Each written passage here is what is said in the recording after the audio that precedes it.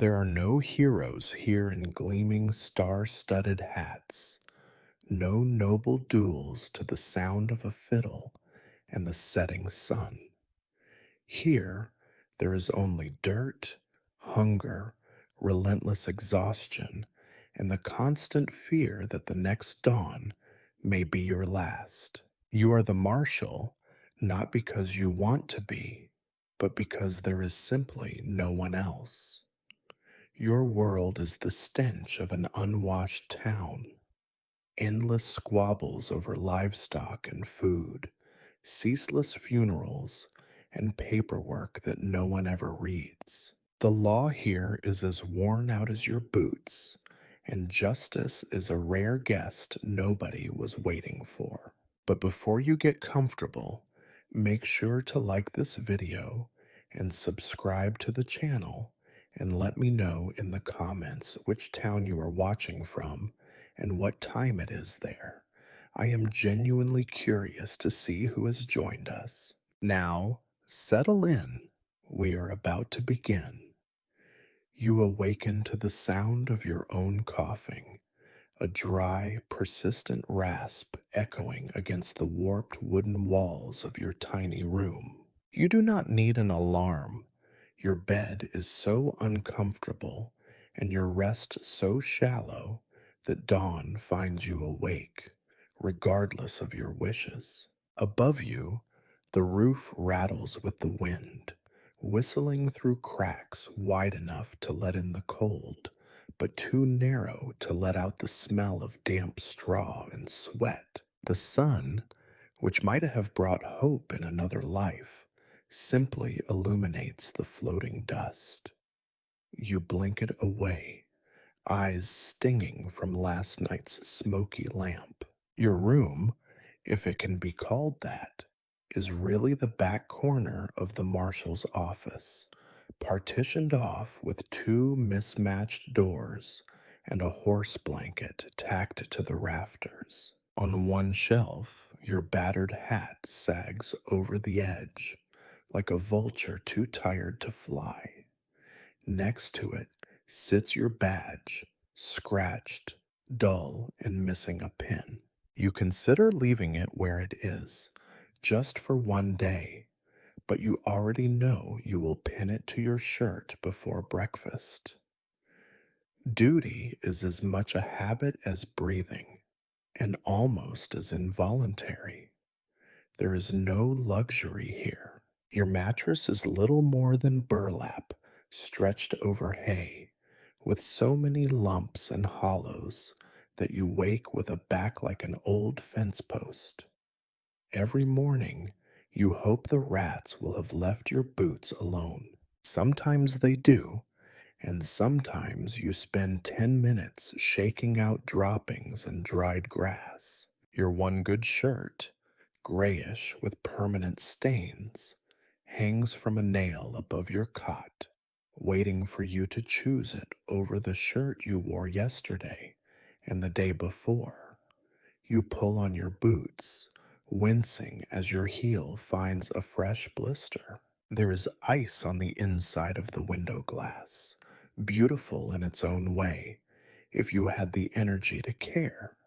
Instead, you focus on the fact that it means your wash basin is rimmed with slush. You splash your face with the freezing water. For a moment, the shock makes you forget the dull ache in your shoulders. You stare at yourself in the cracked mirror. The face that looks back is tired, unshaven, and, most damning of all, utterly resigned. Before you step outside, you take a moment to survey your home. There is no privacy. Every sound carries: the groan of the hinges, the scurrying feet of your only roommates, the rats, and the distant, muffled voices from the street. Already, the town is stirring. The blacksmith is cursing at his apprentice. The saloon's doors bang open as last night's drunks stumble out, blinking and cursing the daylight. You tug on your coat, threadbare at the elbows, and check your revolver. You count the bullets, only 6. You wonder, not for the first time, if you will need them all before night falls. There is never enough money for ammunition, just as there is never enough money for anything else. Stepping out onto the boardwalk, the chill slaps you fully awake. The wind drives the dust against your shins, and you squint into the bleak morning. No one greets you. The townsfolk avoid your gaze, turning their faces away as if your troubles are contagious. In a way, they are. You are the line between their daily grind and whatever violence or misfortune lurks just beyond the edge of town. You, alone, are responsible for keeping the peace, and everyone knows it. You sigh and tighten your belt. Another day begins, and you already feel exhausted. In the distance, a dog barks, then yelps as a boot finds its ribs. You make a mental note to add stray dogs to your never ending list of problems. Behind you, the jailhouse creaks. Inside, the only prisoner of the night groans in his sleep, drunk and oblivious. You do not bother with coffee. There is none. The town's only supply was stolen 3 weeks ago by a gang of horse thieves, and no one expects it to be replaced before winter. You settle for a mouthful of stale water and the last bite of dry bread left over from yesterday's supper. There is no one to wish you good morning, and no one to ask about your dreams. If they did, you might laugh. You do not dream any longer. Sleep, when it comes, is a black river carrying you from exhaustion to exhaustion and nothing in between.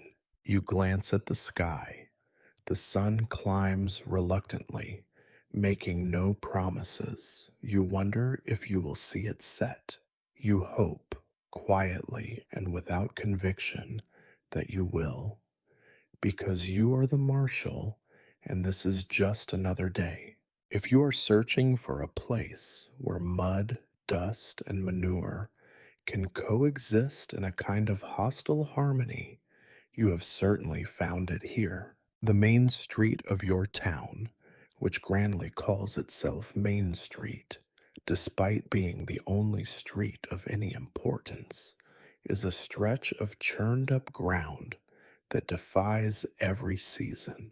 In winter, the dirt becomes a thick, sticky soup that swallows boots up to the ankles. In summer, the same dirt transforms into clouds of suffocating dust, rising up with every footstep and lingering in the air, turning sunlight the color of old whiskey. You step out onto the boardwalk, if it can be called that, a few warped planks nailed together by someone who clearly had neither the time nor the patience for precision. The nails are working themselves loose, so that the whole structure rocks and moans with every step, as if protesting your weight.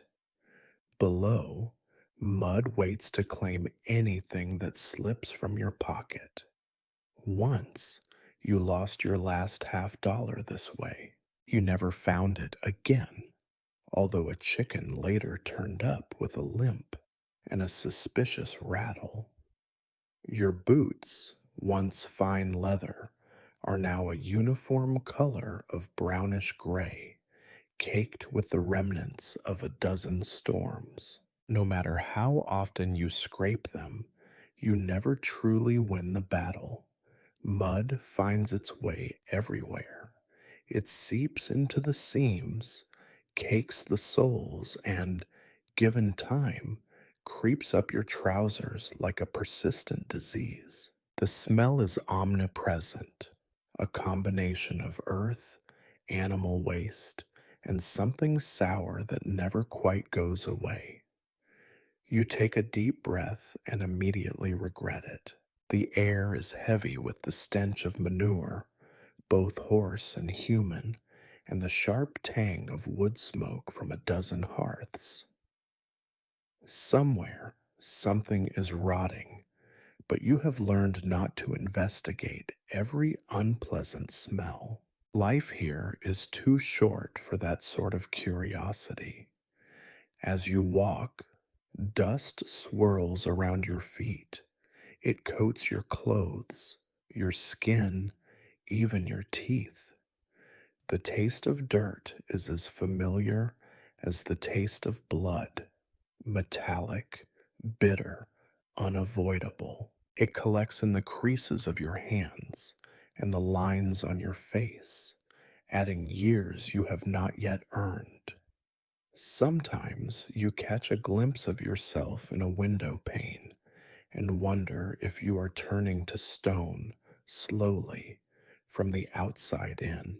Children play in the filth, unconcerned, their laughter shrill and bright in the morning air. They throw sticks, chase stray dogs, and sometimes, if no one is watching, hurl pebbles at the windows of the undertaker's shop. Their mothers shout at them from doorways, shaking brooms that only stir up more dust. The children pay no heed. Here, cleanliness is a myth, a story told by travelers from the East. You pass by the livery stable, where the smell of horses is overwhelming. The stable boy, a lad of about 12 years, is ankle deep in muck, wielding a shovel that is too large for him. He nods as you walk by, and you nod back, both of you understanding that neither will ever be truly clean again. Outside the general store, sacks of flour sit atop a wooden crate, the white cloth stained with streaks of mud. The storekeeper is sweeping the steps with a straw broom, his efforts more ceremonial than effective. He gives you a look, half respectful, half resentful. As marshal, you are supposed to enforce a certain standard, but the only standard here is survival.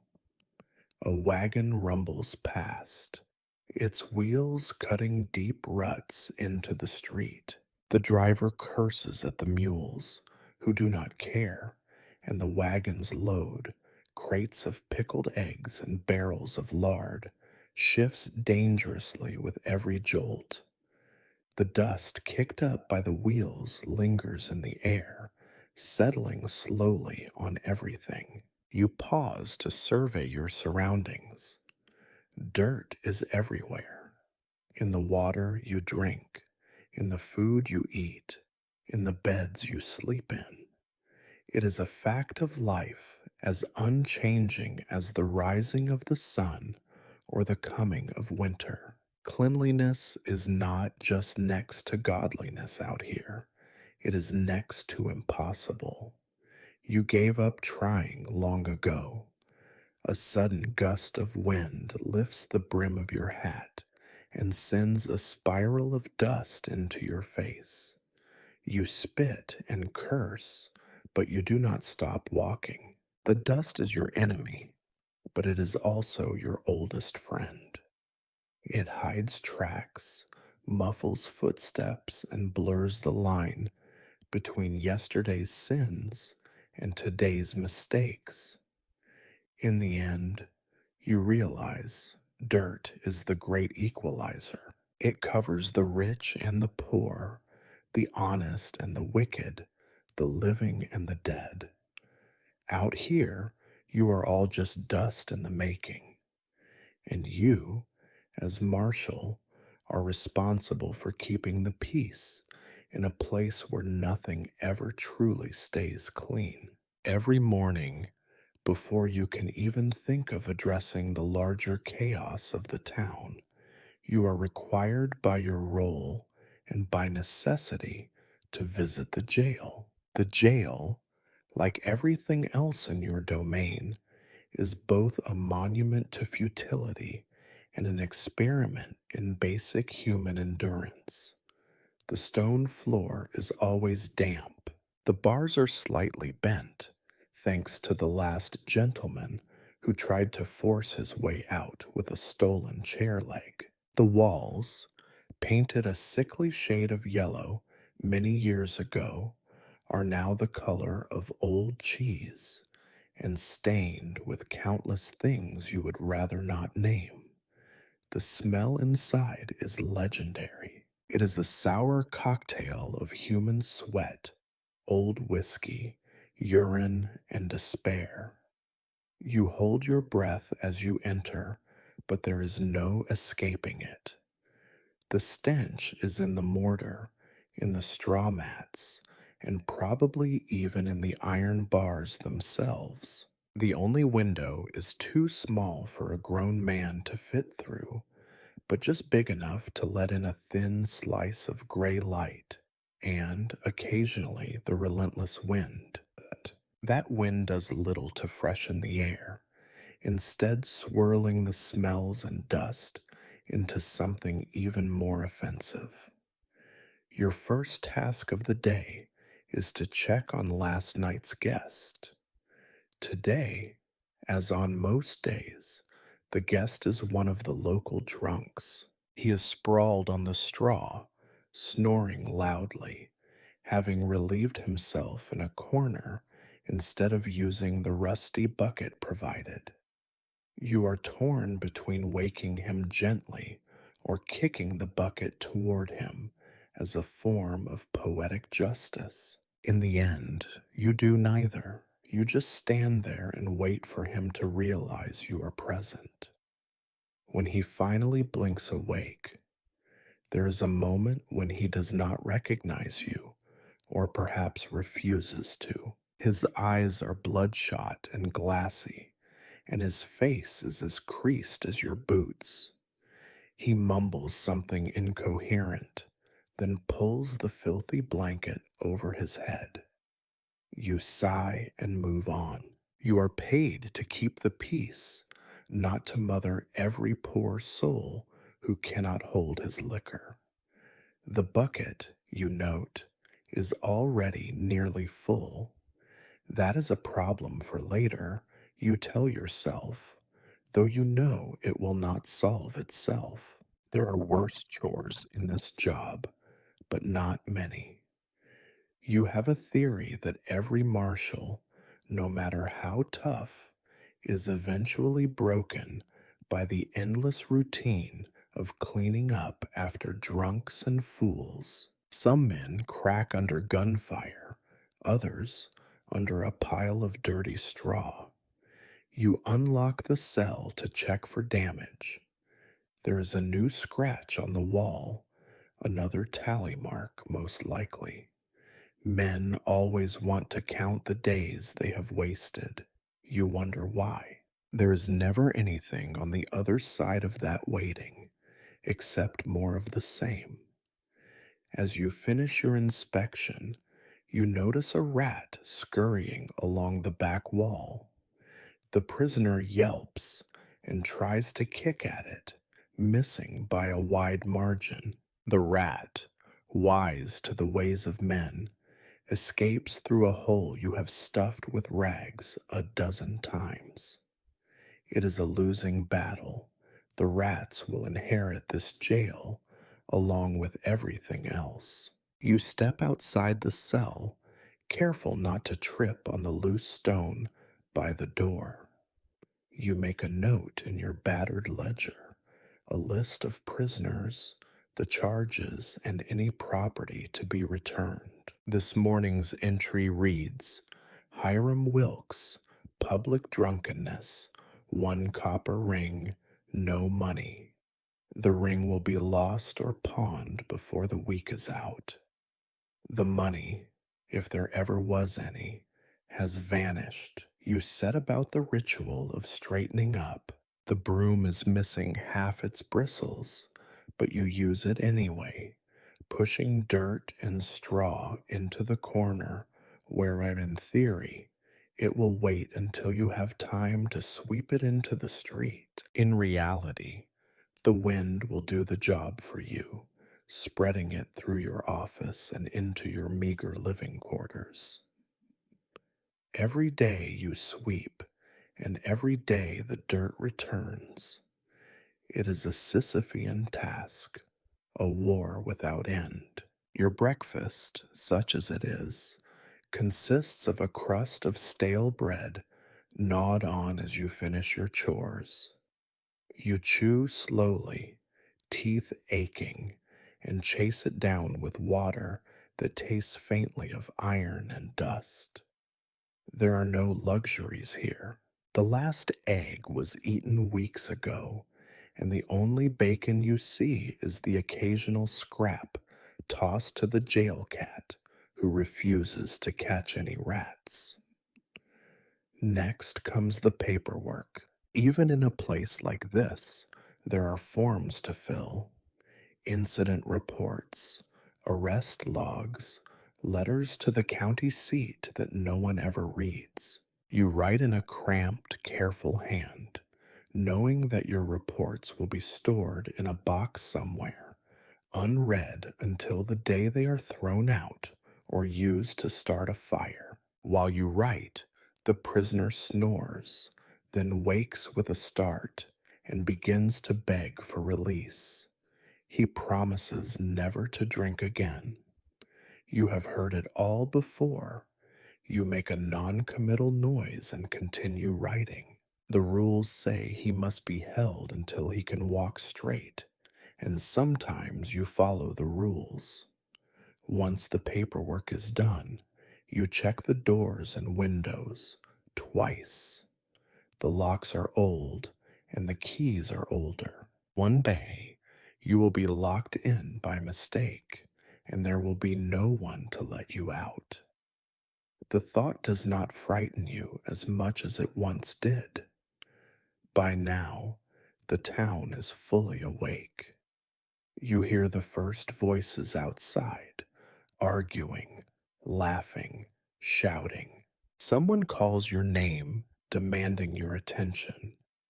You finish your bread, wipe your hands on your trousers, and step outside. Your morning routine is over, though the taste of it, dust, dirt, despair, lingers for hours. You are the marshal, and this is the best part of your day. Breakfast, for most civilized folk, is a moment of peace. For you, it is a slow, humiliating hunt that begins with wishful thinking and ends, usually, in disappointment. In stories from the East, breakfast tables groan with eggs, ham, biscuits, sweet butter, and hot coffee. Here on the edge of nowhere, you are lucky to find a crust of yesterday's bread and water that does not make your teeth ache.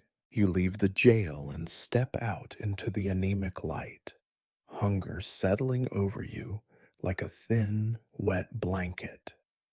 The only bakery closed last year after a fire. The butcher vanished last spring, leaving behind only a pile of debts and a suspiciously well-fed cat. The general store claims to sell food, but what they mean is flour crawling with weevils and beans so hard you could use them for slingshot ammunition. Still, a marshal cannot live on bread alone, at least not on bread as dry and joyless as what you find on your shelf. So you take inventory. In your back room, you find a heel of bread that could stop a bullet, a chunk of yellow cheese edged with blue mold, and a jar of pickles floating in something best left unnamed. You consider your options with the slow fatalism that has become your defining trait. If you scrape off the mold, the cheese might be edible. You do, and it mostly is, but there is not nearly enough. You venture outside, scanning for signs of generosity among the town's residents. The saloon is still shuttered, the swinging doors creaking in the wind. In the alley beside it, old John, who calls himself the town's only fisherman, is selling fresh catfish from a bucket. The fish stares up at you with a glassy eye, smelling strongly of the river and something else. You shake your head, remembering the last time you tried John's catch and spent the night in the privy, praying for death. Moving on, you peer into the window of the general store. The proprietor, Mrs. Wilkins, is dusting shelves with an expression of absolute futility. She sees you and offers a tight lipped nod, which you take as an invitation to enter. Inside, the air is thick with the scent of old flour, kerosene, and something sour. On the counter, a single apple sits under a glass dome, shriveled, bruised, and as defiant as any outlaw. You consider asking for it, but you know the price will be more than you care to pay, and Mrs. Wilkins does not do charity. Morning, Marshal, she says, not looking up from her dusting. Morning, Mrs. Wilkins. Anything fresh today? She snorts softly. Fresh is a city word. I have beans, salt pork, and some coffee if you want to trade. You pat your pockets. All you find is a single copper penny and a button. She follows your gaze and shrugs. No credit, not since the railroad left. You nod and back away, your pride only slightly dented. It is a ritual you repeat every week, each time hoping something will have changed. Nothing ever does. You pass by the blacksmiths on your way back, drawn by the comforting, if harsh, sound of hammer on anvil. The blacksmith, a mountain of a man named Thomas, glances up and grins with a mouthful of broken teeth. You looking for breakfast, Marshal? He asks, holding up a blackened hand. Unless you are serving horseshoes, you reply. He laughs and points toward a crate. On top, wrapped in a filthy cloth, is a biscuit. You take it without asking questions. The biscuit is hard as a rock and tastes faintly of iron and sweat, but it is food. You nod your thanks and move on. Back on the street, you see Sally the cook hauling water from the well behind the saloon. She catches your eye and calls out, "There's stew left from last night, if you don't mind sharing with the dog." You do not mind. You have eaten worse. In the kitchen, you find a battered tin bowl half full of congealed stew. The dog, a grizzled mongrel, growls half-heartedly, but makes room when you give him a chunk of your biscuit. The stew is mostly potato, a few beans, and some unidentifiable gristle. You eat it slowly, savoring the warmth as much as the taste. The cook sits across from you, arms folded. Another fine morning, Marshal? You chew and shrug. Finer than most? She grins. Glad you appreciate it. Got word a stagecoach came in late last night. Might be some new supplies in town. You do not get your hopes up. The last time a stage brought supplies, it was a shipment of expired canned oysters and a sack of onions that rotted before they left the crate. Still, hope is a stubborn weed. You finish your breakfast, such as it is, and thank the cook. The dog follows you to the door, licking the last of the stew from your bowl. Outside, the street is busier, though not by much. Men with hollow cheeks and tired eyes trudge to work. A group of children chase each other, shrieking and laughing, oblivious to the hunger that gnaws at your belly. You step into the street, brushing crumbs from your coat. The town looks much the same as it did yesterday and the day before that.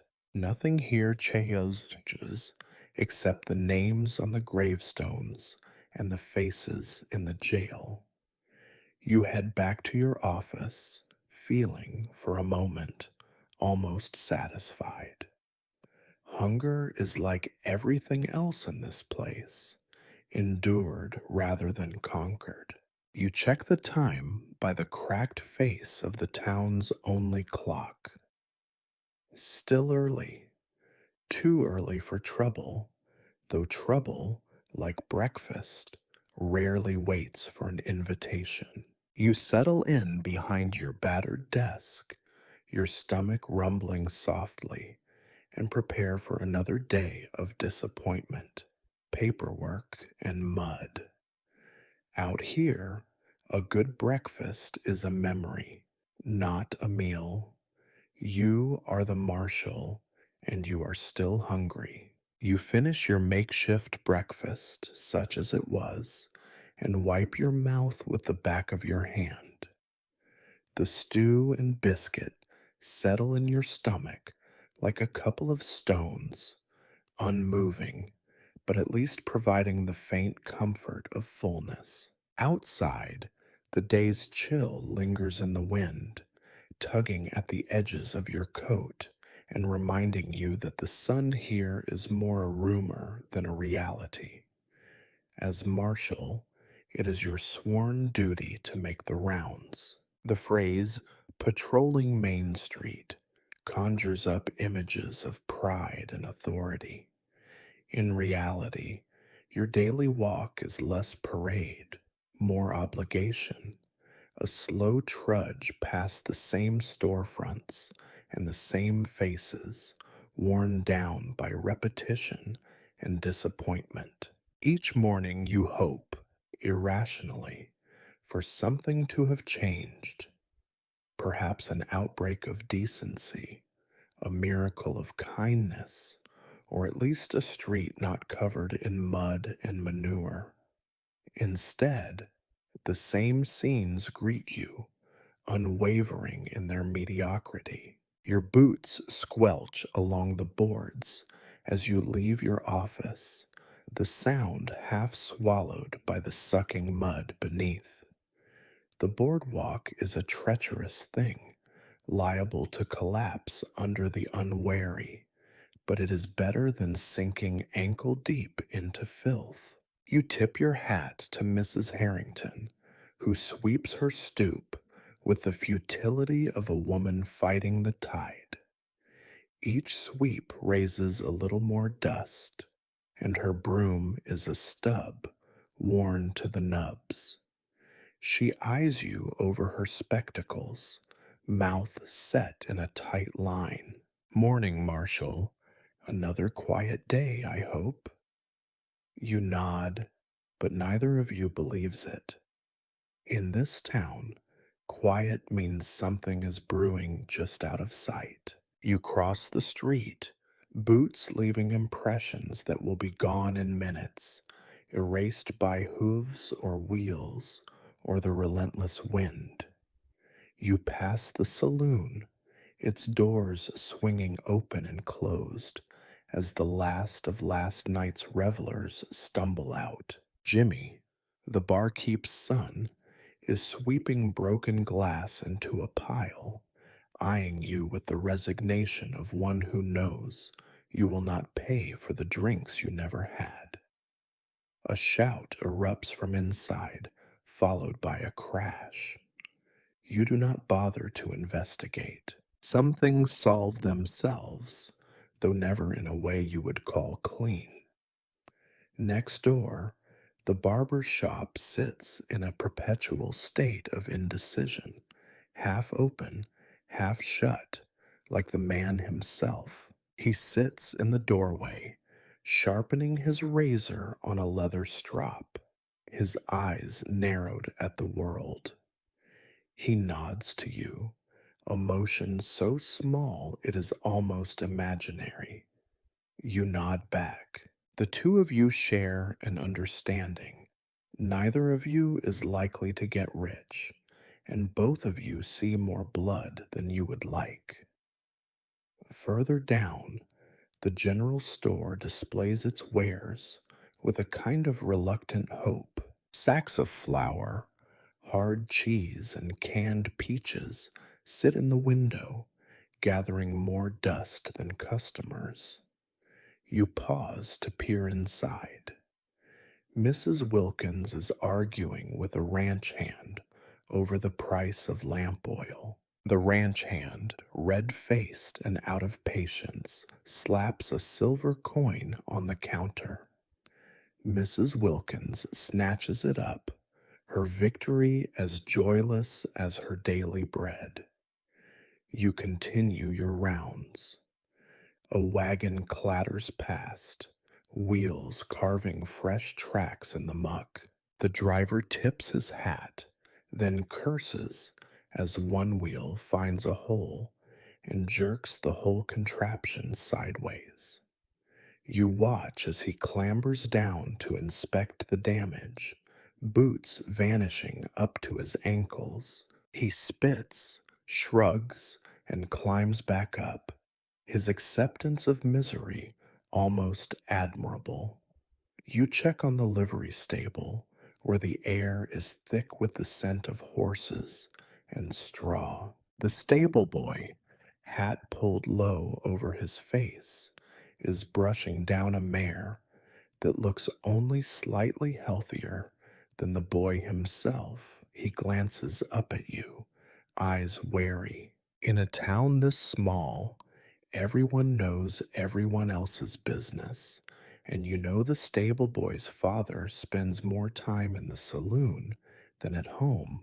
You nod to the boy, and he nods back, an unspoken truce between those who have more work than they can handle.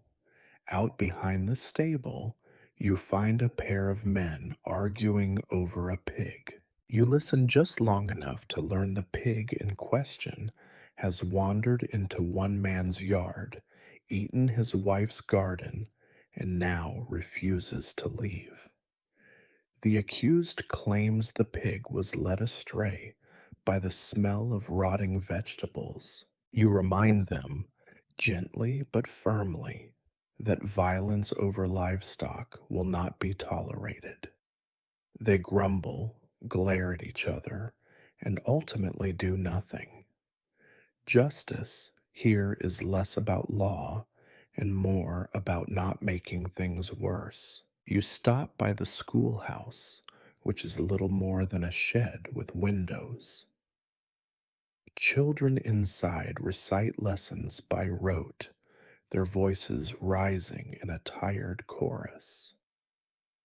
The teacher, Miss Evans, catches your eye and gives you a wan smile. She is young, or was once, but this town ages everyone quickly. She waves, and you wave back. For a moment, you almost believe things could improve.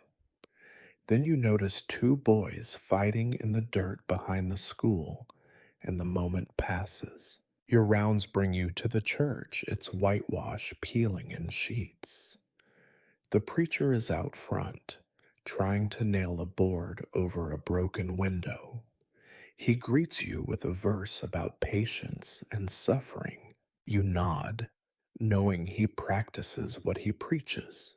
He has not been paid in weeks, and his flock dwindles each Sunday.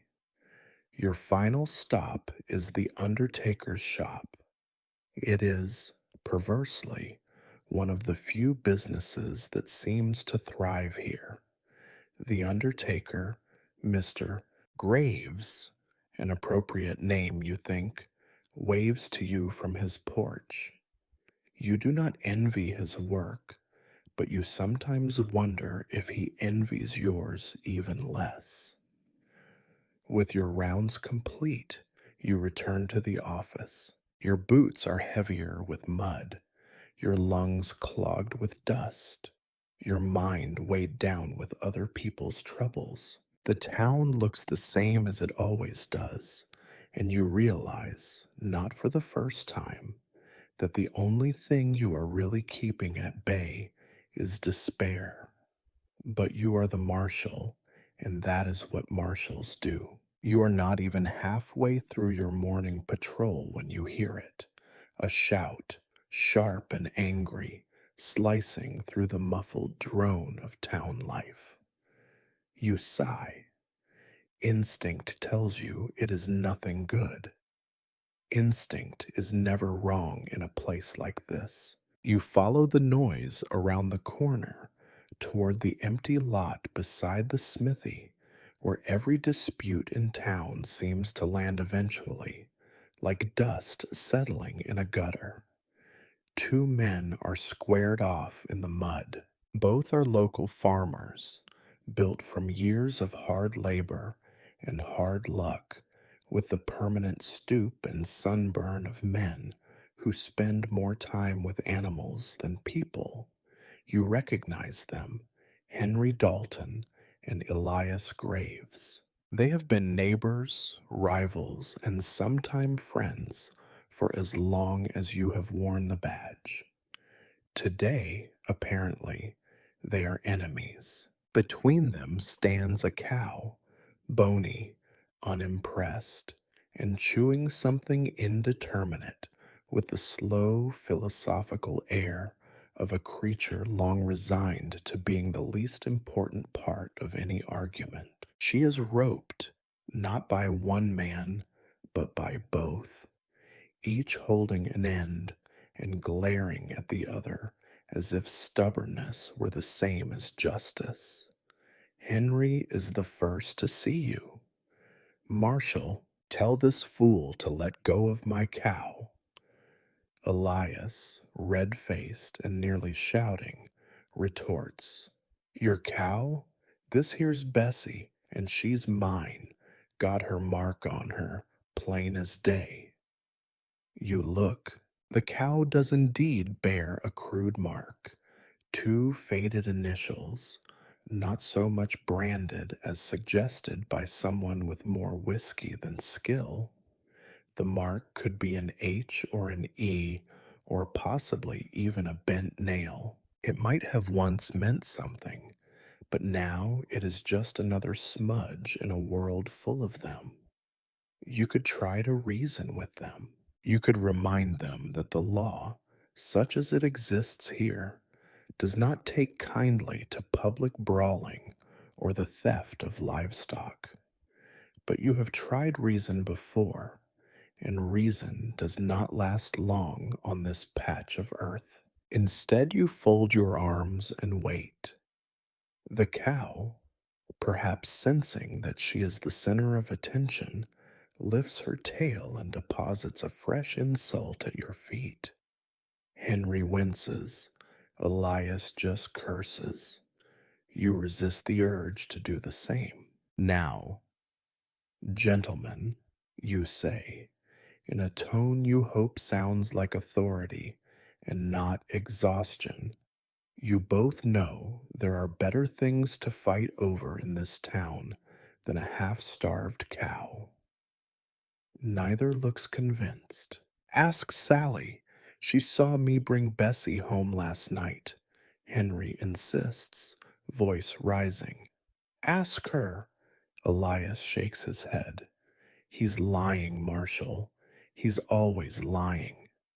I woke up this morning and she was gone. That's my fence she broke through, not his.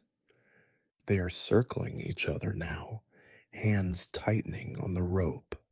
A small crowd gathers: children, idlers, the smith, a couple of ranch hands who have nothing better to do.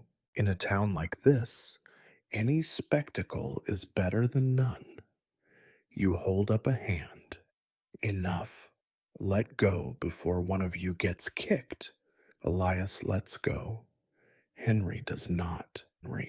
The cow, apparently moved by the spirit of the moment, bolts sideways, yanking the rope from Henry's hands and charging straight through a pile of discarded lumber.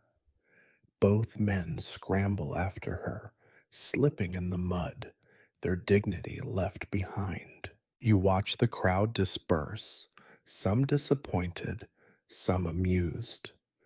In a moment, the excitement will fade, and everyone will return to the routine of survival. You shake your head. This is what passes for entertainment on the edge of the world. You follow the trail of hoof prints and curses to the alley behind the saloon. There, you find the cow, cornered and unconcerned, and the two men still arguing. They see you and, perhaps embarrassed, lower their voices. You tell them, not kindly, that the cow will stay in your custody until someone can prove ownership, though you know neither has proper papers and neither will back down. You lead the animal back toward your office, using your belt as a makeshift lead, feeling more like a farmhand than an officer of the law. Back at the jail, you tie the cow to the rail and make a show of writing her into your ledger. Exhibit A, bovine, disputed. You handed each man a slip of paper summoning them for a hearing, which you will hold as soon as you can find someone sober enough to act as a witness. You tell them to leave it be until then. Neither thanks you, of course. Henry mutters about thieves. Elias promises to fetch the sheriff from the next county, which everyone knows will never happen. Both stomp off, their quarrel unresolved, their pride wounded but intact. You sit on the step outside your office, watching the cow settle down to chew a tuft of grass. You wonder, not for the first time, how it is that so much trouble can grow from so little.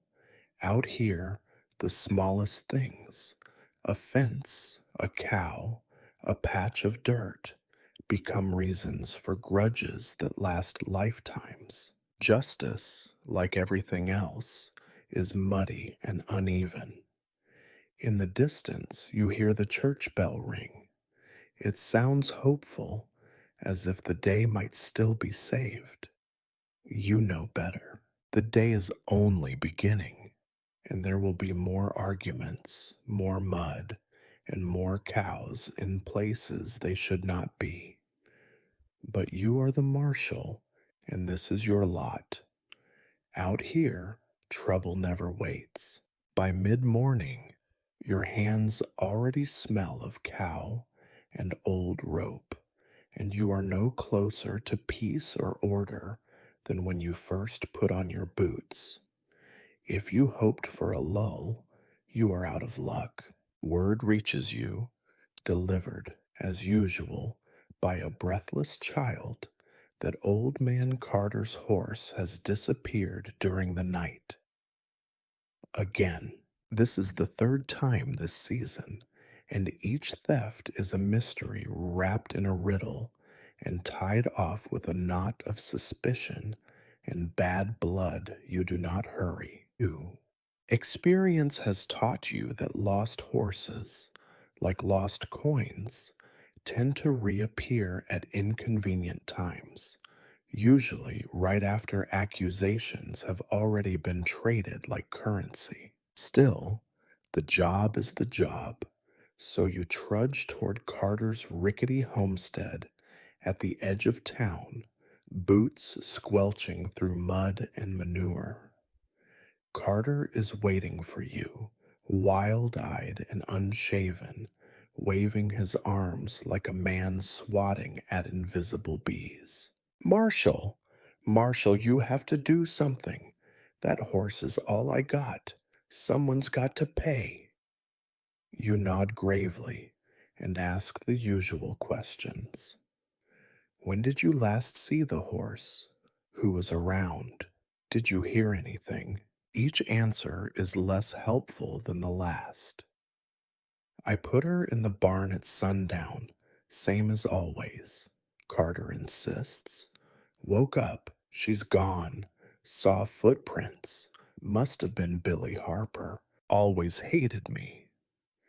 You make a note, though you know Billy Harper is far more interested in his own problems than in Carter's ancient mare.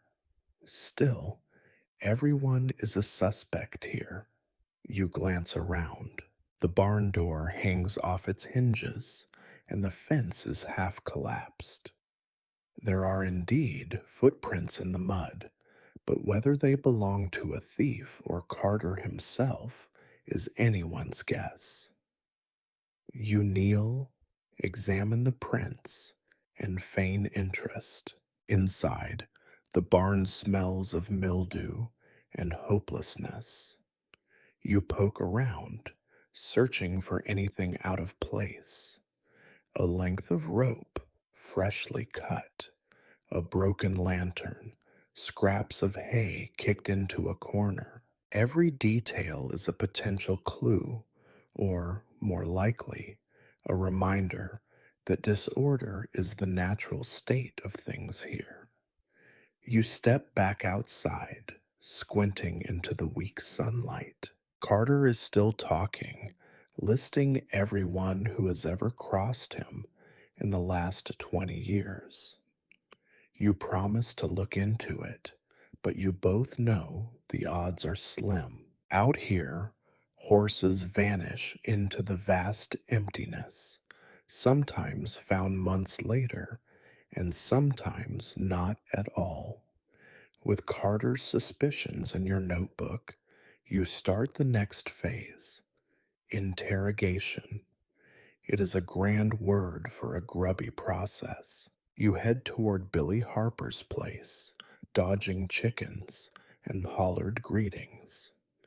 Billy meets you at the fence, arms crossed, already defensive. Was not me, Marshal, he says before you ask. I saw Carter's horse last night, all right. Saw her from my window, chewing up my garden, same as always. Kicked her out, went back to bed. You nod, pressing. Did anyone else see her?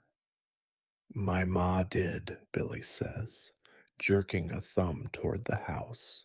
She will tell you the same. You call on Mrs. Harper, a sharp-tongued woman who confirms her son's story with a look that dares you to question her honesty.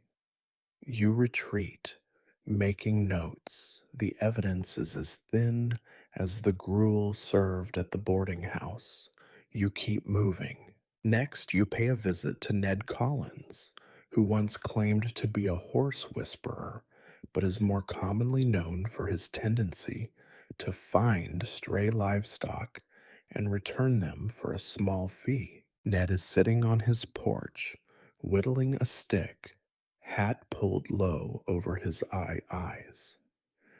Ned, you say, you hear anything last night? Ned shrugs. Wind kept me up, but nothing else. Saw Carter's old mare yesterday. She was limping. You think someone would want her? He grins, revealing a gap where two teeth used to be. You thank him and keep moving. You are no closer to an answer, and the morning is getting away from you. Back in town, You find yourself on the receiving end of a dozen more rumors. Every neighbor suspects every other neighbor, and each offers a theory more elaborate than the last, Mrs. Wilkins is certain she saw a stranger near Carter's barn, a tall man with a limp, or maybe a boy with a sack. The blacksmith swears he heard hoofbeats, but is less certain about the direction. You jot it all down, knowing it is mostly nonsense. This is what passes for justice here: gossip, wild guesses, and the unshakable conviction that someone else is to blame. Still, you follow the forms. You write reports, interview witnesses, sketch diagrams in the mud. By the time you finish, your boots are twice as heavy, and your notebook is full of contradictions. You have pieced together a story where everyone is guilty and no one is innocent. The missing horse remains missing, and Carter, at least, has the comfort of righteous indignation to keep him company. You return to your office, where the disputed cow still chews grass with the serenity of one unconcerned by human affairs. You file your reports, though you know no one will ever read them. Another case unresolved. Another day spent chasing ghosts. Out here, answers are as rare as good meals, and justice is whatever you can cobble together before sundown. But you are the marshal, and there is always someone waiting to tell you another story, another lie. The world likes to think of you as a man of action, gun drawn, boots pounding, law upheld at the point of a badge. In truth, you spend far more time with a dull pencil and a stack of grimy papers than you ever do with your revolver. Out here, in a town where half the buildings have no windows and the other half have no doors, the paperwork still multiplies like rats behind the walls. You settle behind your battered desk, which creaks under the weight of so much neglect. On its surface, a jumble of documents piles up: complaint forms, arrest logs, incident reports, and for reasons you do not dare ask, a handful of unpaid bills for feed and lamp oil. The ink is always running low. The nib of your pen scratches like a cricket as you fill in the endless blanks. The lamp flickers overhead, though it is not yet noon. Shadows stretch across the page, making your cramped handwriting harder to decipher than the most cryptic criminal's confession. You begin with the cow, Exhibit A in your growing ledger of lost causes. You write the date, which you have to check twice since days blur together here, the names of the disputants, and a terse summary: bovine in dispute, two claimants, no proof of ownership, hearing scheduled, date uncertain. You imagine the officials in the county seat, somewhere far away, reading your report. You imagine them laughing or ignoring it entirely. Either is likely. Next comes the missing horse. You recount Carter's account, Billy's denial, Mrs. Harper's sharp testimony, Ned Collins's toothless grin. You try to keep your sentences neutral, factual. You fail. Your irritation seeps into every line. The official record will show suspected theft, but what you really want to write is horse vanished, like hope and common sense. There is no box for that. Then There are the overnight disturbances, drunks hauled in for sleeping in the street, fights in the alley behind the saloon, the odd chicken theft, always resolved by the chicken's voluntary return home. Every event gets its own entry, each more pointless than the last. Drunk and disorderly, Hiram Wilkes released with warning. Affray, Thomas Johnson, and unknown party. Broken nose, no charges pressed. Property dispute, one hen, resolved. On and on. Occasionally, you try to make the job easier by grouping similar complaints. Numerous minor altercations reported, all parties warned, no further action. But the judge in the next county, should he ever see your paperwork, is not a fan of numerous. He prefers names, times, locations, even if the details are as unreliable as the witnesses. You pause to stretch your aching hand, flexing stiff fingers.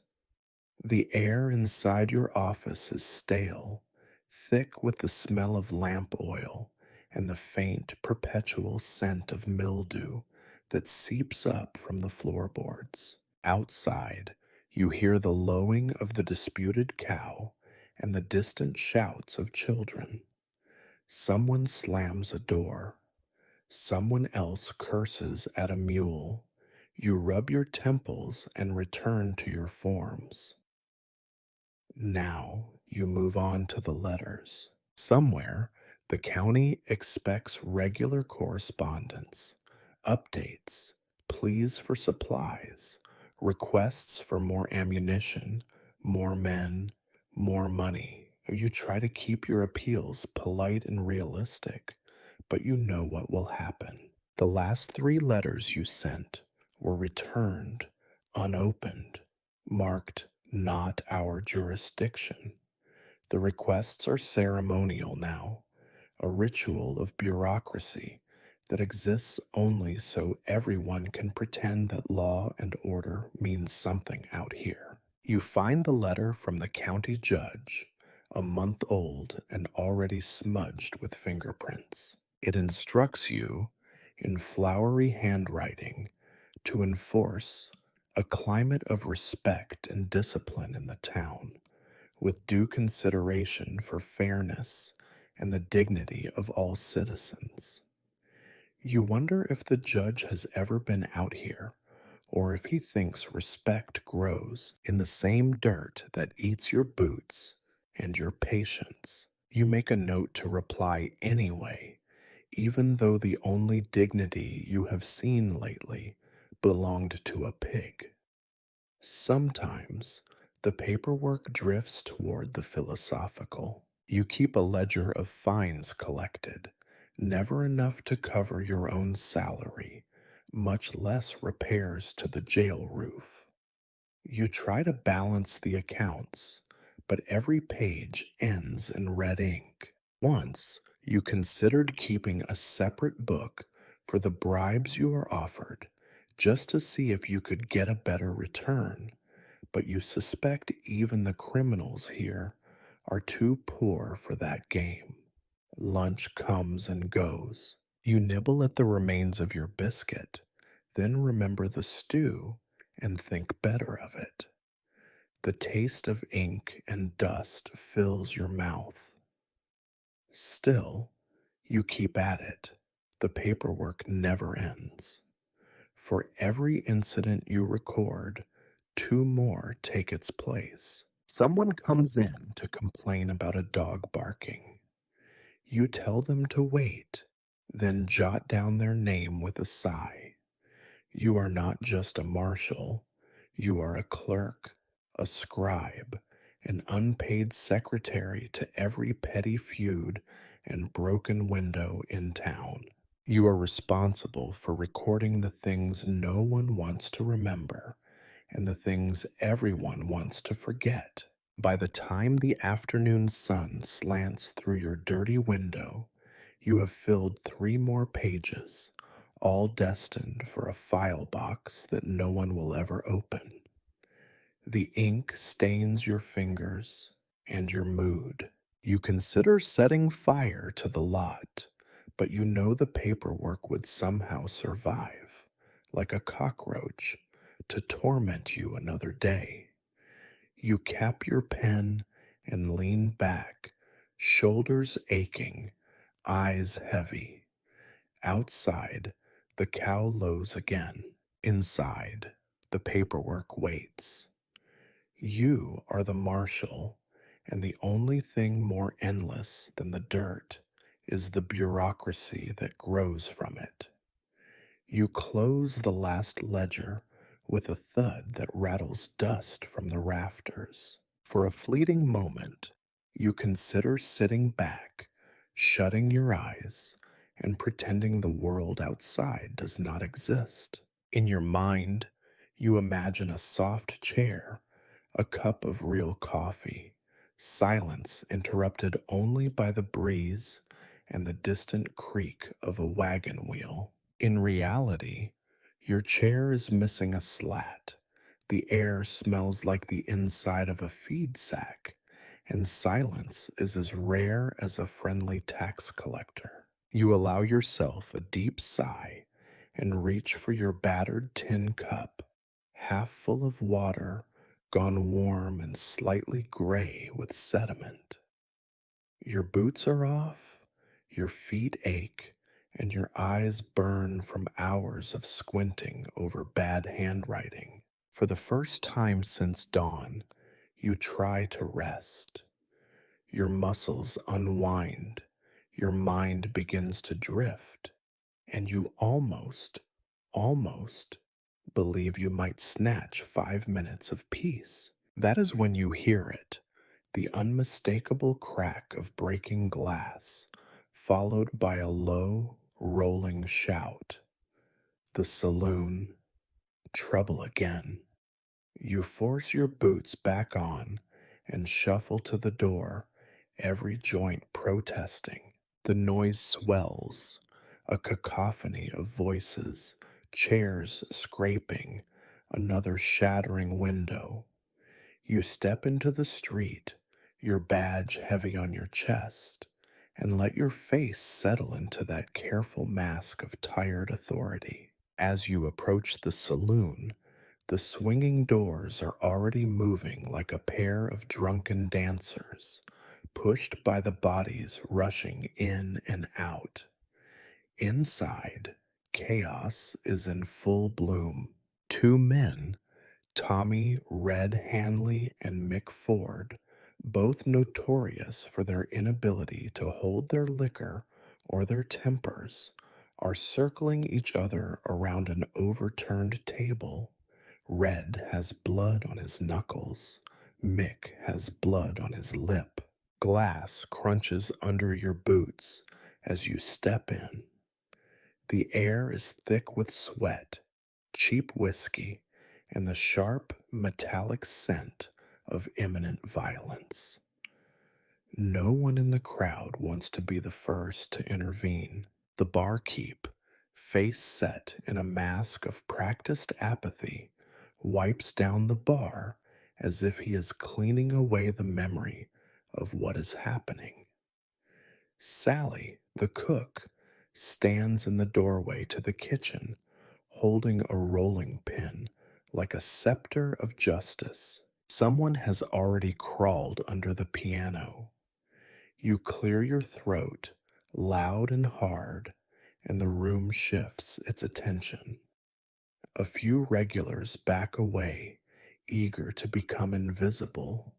Red, wild-eyed shouts, "Stay out of this, Marshal. This is between me and Mick." Mick snarls.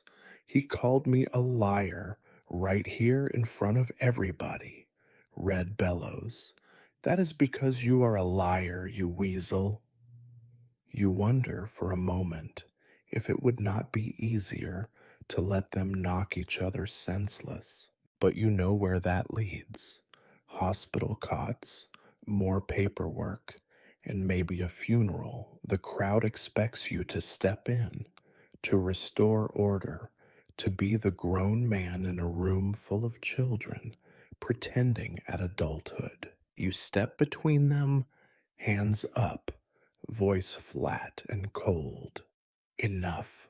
Take it outside or take it to jail. Your choice. Red and Mick glare at each other, chests heaving. For a heartbeat, you think they might actually listen. Then Red swings, a wide, drunken arc, missing your head by a thumb's width and catching Mick on the shoulder.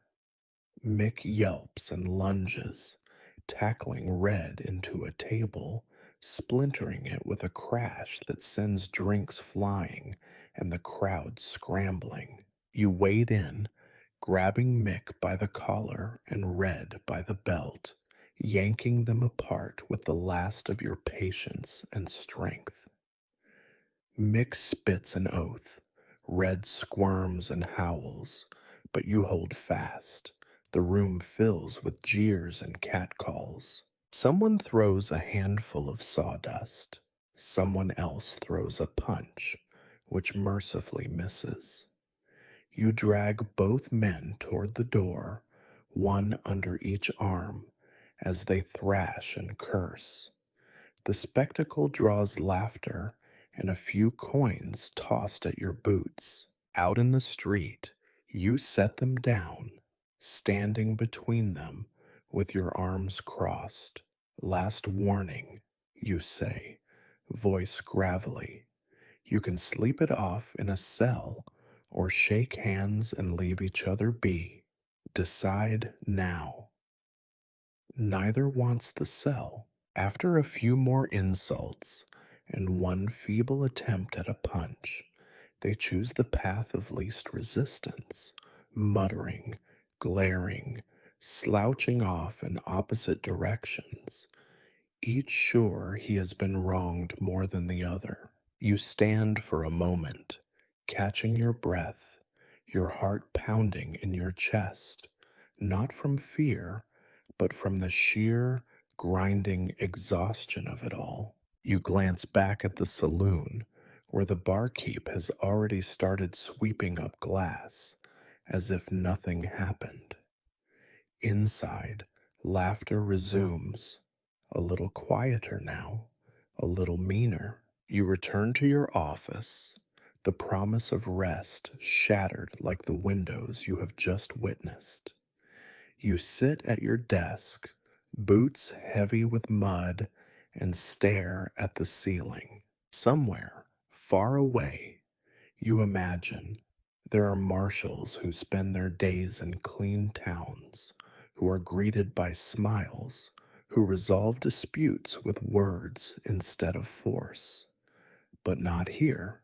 Here, rest is something you chase and never catch. Here, peace is a lie you tell yourself at sunset, hoping it might last until dawn. You are the marshal, and there is never enough time to rest. The door to the saloon swings behind you with a noise like an old hinge giving up on life. Even as you try to clear your head from the last dust up, the noise inside surges again, a fevered roar of voices fueled by whiskey and the promise of oblivion. You should have known one warning was not enough. Here, grudges ferment in the dark, like rot in a barrel, and the boundary between peace and chaos is as thin as the window glass you just saw shattered. You do not get 2 steps in before you see that the trouble has not truly ended. Red Hanley, still flushed with liquor and bruised pride, is back at it, his arm hooked around Mick Ford's neck, both men tangled with 2 others who clearly just came to watch, but now find themselves in the middle of it. Chairs topple, bottles fly. A poker table flips with a sound like a door slamming on hope. You try to shout over the noise, but your voice is swallowed by curses and the thud of fists against flesh. The crowd has swelled. Every man in town who has ever lost at cards or argued about a fence post seems to be here, eager for blood or at least a distraction from hunger. Sally stands on a chair behind the bar, waving a meat cleaver and yelling for everyone to keep it civil, which only adds fuel to the fire. You wade in. There is no other word for it. Elbows jab, boots skid, and you catch a slap of cold beer across your shoulder.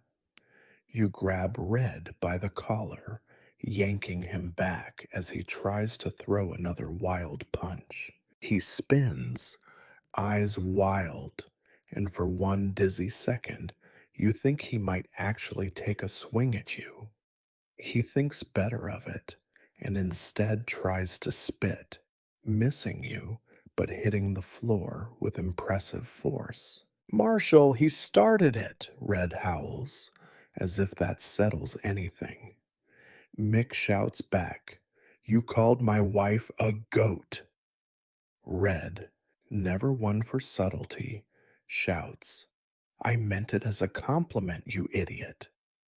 For a moment, the crowd goes silent. You cannot tell if they are offended or simply confused. In that breath of quiet, you bark, "That is enough. Anyone who throws another punch spends the night in a cell and the morning repairing my windows." You sound fiercer than you feel. Your hands are shaking, not from fear, but from the knowledge that you are badly outnumbered and running out of patience. But someone throws a punch anyway.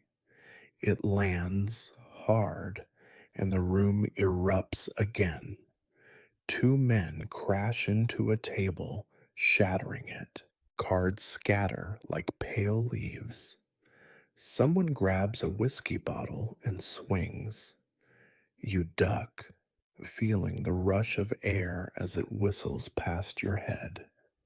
You grab the nearest fighter, wrestle him off his feet, and half drag, half carry him toward the door. He writhes and curses, but you hold fast. Somewhere in the melee, you lose your hat. As you haul the man outside, a boot catches your shin. Pain radiates up your leg, but you do not let go. In the street, the cold air sobers him just enough to make him stop struggling. You lean close, voice low and deadly. "If you want to see another sunrise, you will go home now." He nods, slinks off into the darkness. Back inside, the fight has splintered into smaller pockets of violence. You see Red and Mick again, both limping, both bleeding. You grab them by the scruffs of their necks, your grip unsteady but determined. "You are both coming with me." Neither resists now. Adrenaline spent, they sag, heads down, muttering half-hearted curses at each other. You frog march them through the gawking crowd, every eye following, every mouth whispering something you cannot quite hear. The walk to the jail feels longer than usual. The men stumble and trip, their weight like sandbags on your shoulders. The sky above is blackening, a single star showing through the clouds. You shove Red and Mick into the cell and slam the door, the sound ringing out like a judge's gavel. "You will stay there until I say otherwise." Mick glares at Red. Red spits blood on the straw. "Goat," he mutters, the word both an insult and a surrender. You lock the cell, pocket the key, and slump against the wall. Your hands throb, your shin aches, and your shirt is torn. The saloon is quieter now, the worst of the anger spent. You know you will have to return, check on the damage, hear the complaints, broken glasses, lost money, wounded pride. But for the moment, you allow yourself to breathe. You glance at the prisoners, now sitting in sullen silence. Tomorrow they will be apologetic, or angry, or both. You will write their names in your ledger again and sweep out the straw again. The cycle spins on, fueled by whiskey and boredom and the unyielding need to feel something, anything, in this dead end place. You limp back to your desk and retrieve your hat from where it landed on the floor. It is bent, but it will do. Outside, the wind is rising, rattling the shutters and carrying the sharp, sour scent of the saloon brawl into the night. You are the marshal, and you have survived another brawl. Tomorrow, you will do it all over again. You might think the world stops for a marshal at night, that violence sleeps when the lamps go out and the saloon doors stop swinging. In truth, darkness only changes the shape of the day's troubles. The town quiets, but outside its shrinking circle of light, things get lively. The night belongs to coyotes, drunks, and men with more ambition than scruples. If the world were fair, you would be asleep by now, but no one ever accused the world of being fair. You are in the process of washing dried blood from your knuckles, never sure if it is yours or someone else's, when a pounding comes at your door. You open it to find young Billy Jones, eyes wide, mouth gulping air like a fish on a riverbank. Marshal, you gotta come. Stagecoach, just outside town. They say the Miller gang's at it again. Guns drawn, passengers screaming. The works. You sigh, set your battered tin of water aside, and reach for your coat. Your revolver is already heavy on your hip. You count the cartridges, 6, like always. Hope you do not need more. Outside, the town is holding its breath. Heads poke out from behind curtains and cracked doors. You mount your horse, old Molly, who is as reluctant as you are. She gives you a look that says, "Not again," and plods along the rutted road, each hoof splashing through mud still wet from last week's rain. The stagecoach sits 2 miles from town, lantern swinging from its pole like a warning. You see the outline of horses, dark shapes moving against the paler dirt of the road. Voices, loud, urgent, ugly, bounce off the hard ground. You slow Molly, sliding down behind a patch of scrub, squinting in the gloom. 3 men, bandanas pulled up, guns out. The Miller gang, you do not doubt. They move with the bored confidence of men who have done this many times and expect to do it many more. The driver, hands high, is white as flour. 2 passengers, a traveling salesman and a woman clutching a baby, look like they would rather face a rattlesnake than another minute of this. You take stock, 3 against 1, maybe more in the shadows. Your mind runs through every story you have heard about heroics and justice and discards them all. Here, outnumbered, outgunned, You do not make speeches. You do not challenge anyone to a fair fight. You survive by being stubborn and lucky, mostly in that order. You step into the lamplight, hand raised, voice calm but iron hard. Evening, boys. Let's not make this any messier than it needs to be. The gang's leader, Big Jim Miller, turns slow, as if considering whether you are real or a trick of the darkness. He grins, white teeth gleaming under the ragged cloth. Marshal, he says, you aiming to be a hero tonight? I am aiming for everyone to walk away in one piece, you reply. But if you push me, I will put you down. You know that. He laughs, low and ugly. One gun against three? You keep your hand on your holster. Last I checked, only one of us is paid to be stupid. Don't make me earn my salary. There is a tense, bitter pause. You see fingers twitch near triggers. You see the salesman's mouth move in silent prayer. The baby starts crying, thin and desperate. You step forward, half hoping, half dreading that it will force their hand. Jim Miller shakes his head, spits, and steps back. Ain't worth it, he says to his men. This town's too broke to rob anyway. He waves them away.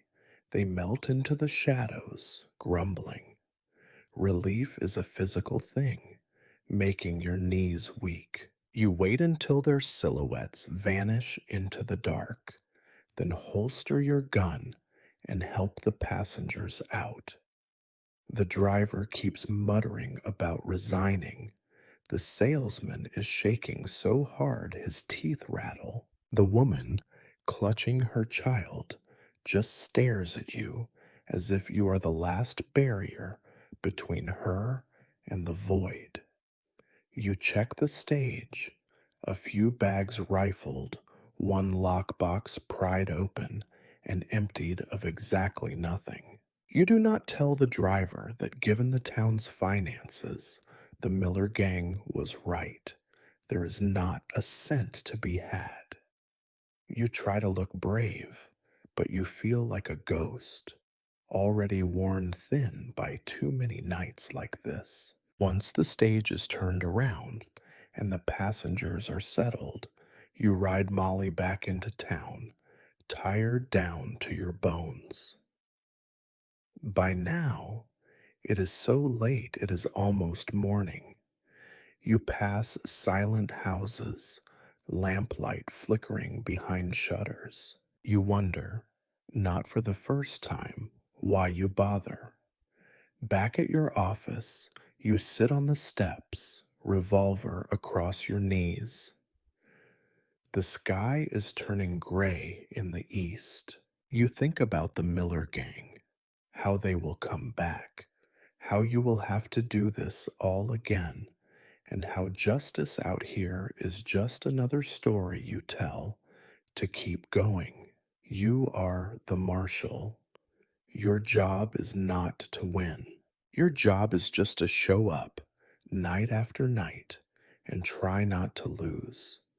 The gray dawn is only beginning to bleed across the sky when you finally stow your revolver and drag yourself back inside. Sleep is a memory, warmth a rumor, and you still have the aftermath of the night's work ahead. The jail cell holds two brawlers and one cow, all snoring in different registers. The smell alone could knock a man out. You resist the urge to join them.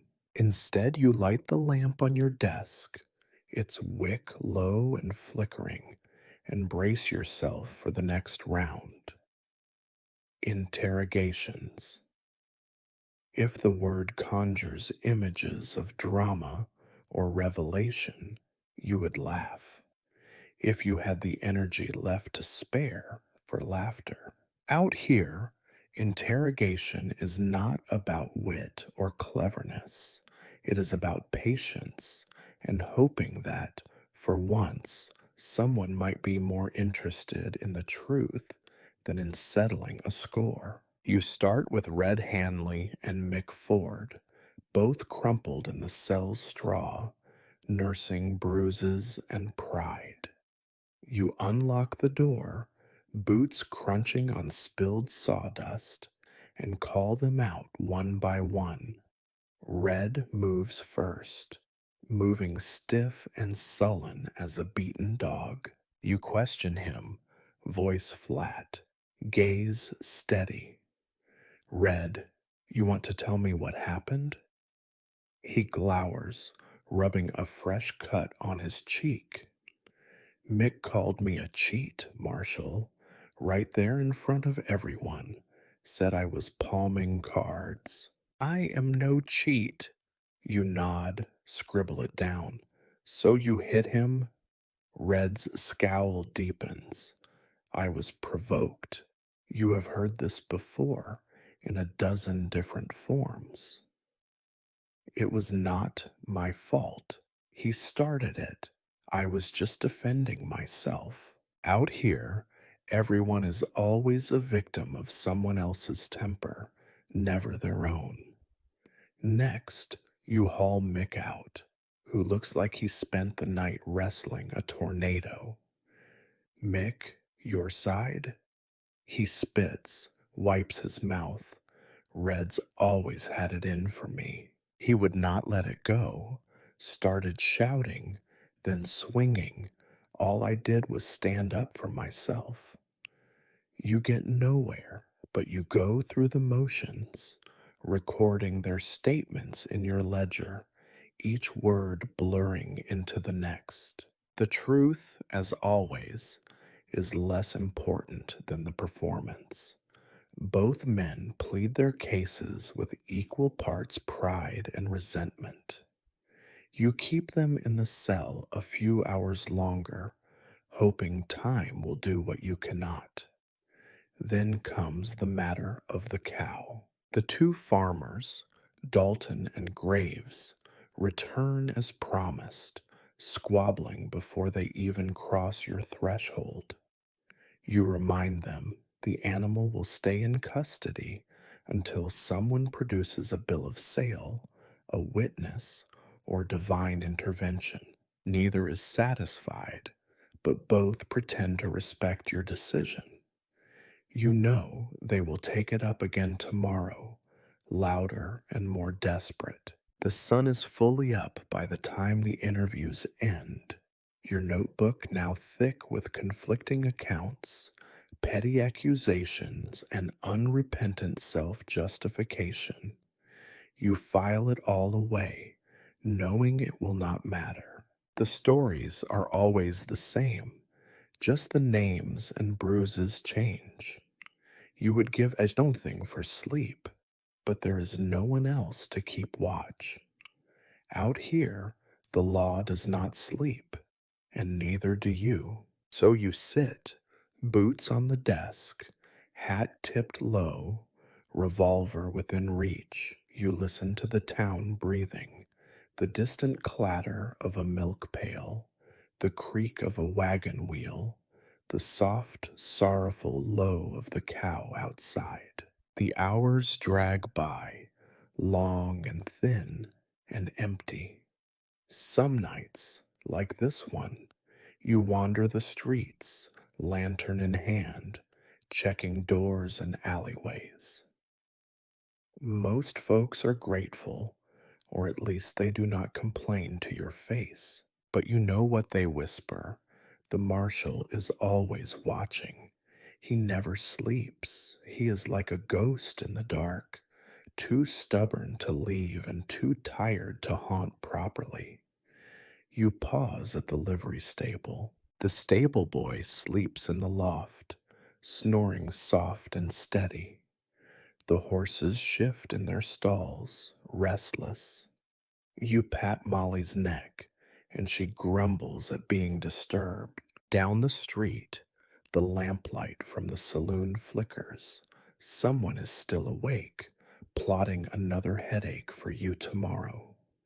You walk past the undertaker's, its windows shuttered tight. You think about the day's work, the paperwork, the endless fights that never really end. You wonder, briefly, what it might feel like to lay your burdens down, to trust the night to keep itself. But you know better. Here, if you do not watch, no one will.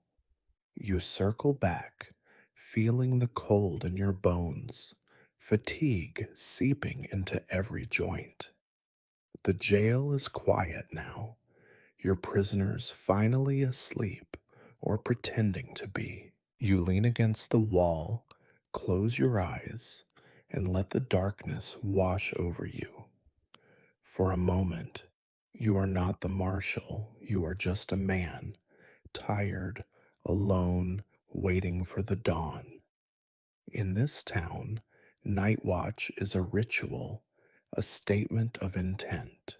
You stay awake so others can sleep. You endure so others do not have to. There is no glory, no reward, just another night survived, another day to face. You are the marshal. You will keep watch until you cannot. There is a special kind of silence that settles after a long night on watch, the kind that feels heavy, waiting to be broken. You sit with your head bowed, hat tipped forward, listening to the sound of your own breath and the creaking of the office walls. The town is slow to wake. Most folks cling to the last dregs of sleep, hoping the new day might be better than the one before. You already know it will not. A sharp rap at the door shatters the hush. You startle, one hand drifting to your revolver before you remember where you are. You grunt, push yourself upright, and call, "Come in." The door swings open to reveal the mail runner, a boy barely old enough to remember his own name, but old enough to know that being the bearer of bad news is a thankless job. He thrusts a fistful of letters at you, eyes wide with something between respect and pity, then scurries away before you can ask him to stay. You set the stack of mail on your desk and eye it like you might a snake in the brush, slowly, warily, with a sinking feeling in your gut. There are 3 envelopes this morning, all dirt stained, all bearing the same battered look as everything else in this place. You start with the one stamped in red, county business. You break the seal with a fingernail and scan the first lines. Marshal, be advised that effective immediately, funding for your office is to be reduced by 20%. You are encouraged to economize and find efficiencies. Additional duties may be assigned as needed. Your compliance is expected. You sit back and let the words settle. Reduced funding, more duties, find efficiencies. You imagine what that might look like. Doing the work of 3 men on the pay of half, patching jail doors with baling wire, reusing candle stubs until they sputter and die. You make a mental note to keep the next shipment of office paper for emergencies, fires, injuries, messages scrawled in desperation. The next letter is from the doctor in the next county. His handwriting is scratchy, impatient. Marshal, regret to inform you that due to shortages, medical supplies will not be delivered this month. Advise townsfolk to take precautions and avoid unnecessary risks. We are all doing our best. You almost laugh. Precautions. In this town, the only precaution anyone takes is to look over their shoulder before drawing a pistol. The last medical supply run was a year ago, and the only thing left in your own kit is a single wilted bandage and half a bottle of laudanum. You move to the final envelope, addressed in careful script. This one is from your sister back east, a rare connection to a life that seems more like a dream every time you think on it. She writes of her children, two boys, both growing fast, and how she hopes you are safe and well. She asks if the rumors are true about violence out west, about drought, about lawmen shot in the street for doing their job. She includes a pressed flower, brittle and faded, from her garden. You fold the letter and place it carefully aside, feeling something like grief twist in your chest. You have no words to send back, nothing but stories she would not want to hear and promises you cannot keep. There is a world in which you could have been a teacher, a shopkeeper, maybe even a father. Instead, you are the last thin hope between this town and the chaos at its door. The sun is up now, pouring pale light through the filthy window. You look around your office, the peeling paint, the ledger stained with coffee and old sweat, the pile of complaints and unpaid fines. Every corner of the room hums with bad news, every shadow another reminder that things never get easier out here. As you prepare to face the day, another knock comes, a slow, tired tap. It is Mrs. Wilkins from the general store, her eyes red and her hands twisting in her apron. She has come to tell you her husband is gone, run off, or worse. She does not know. She needs help. She needs answers. She needs something you do not have to give. You listen. You nod. You make promises. You write her name in your ledger next to the others. You know, before she even leaves, that you will add her to the growing list of people who want the impossible from you. By the time you see the town begin to stir, children tumbling out of doors, the blacksmith opening his shop, the saloon's sign swinging in the wind, you are more tired than when the night began. You take up your pen and begin your reports one more time. You are the marshal, and in this place, bad news always finds you first. In the stories they tell back east, the doctor is a figure of comfort and order, a pillar of the community, as likely to mend a broken heart as a broken bone. In your town, the doctor is less a pillar and more a loose board, propped up by whiskey, luck, and a stubborn refusal to die. His name is Doc Hargrove, and he is the only man in town whose hands shake worse than yours. You find him already up, standing on his porch, squinting into the rising sun, and coughing like he is trying to rid himself of last night's regrets. His house is half surgery, half apothecary, and half boarding house for stray dogs and lost souls. A battered sign hangs above the door. Surgery, teeth pulled, bloodlet. Someone has scratched "no credit" beneath it. "Morning, Doc," you say, your voice rougher than you intend. "Marshal," he grunts, hitching up his trousers with one hand, while the other cradles a tin cup that smells suspiciously medicinal. You hear about Wilkins, or did someone else decide to stop a bullet with their face last night? You shake your head. Wilkins is missing, and the usual drunks, bruises, a cow that does not belong to anyone, and a stage holdup. Doc grins, revealing a gap where a molar should be. A quiet night, then.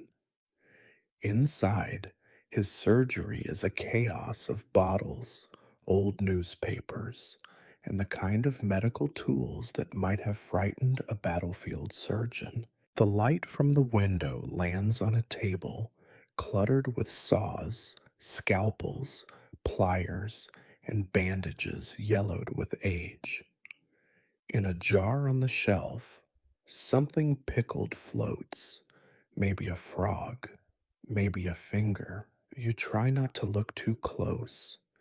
Doc sits down with a groan. You want coffee? He asks, already knowing the answer. It is yesterday's, or maybe the day before. You decline, settling into a chair that creaks under your weight. The room smells of iodine, sweat, and desperation. In the corner, a girl with a split lip waits her turn, clutching her mother's hand.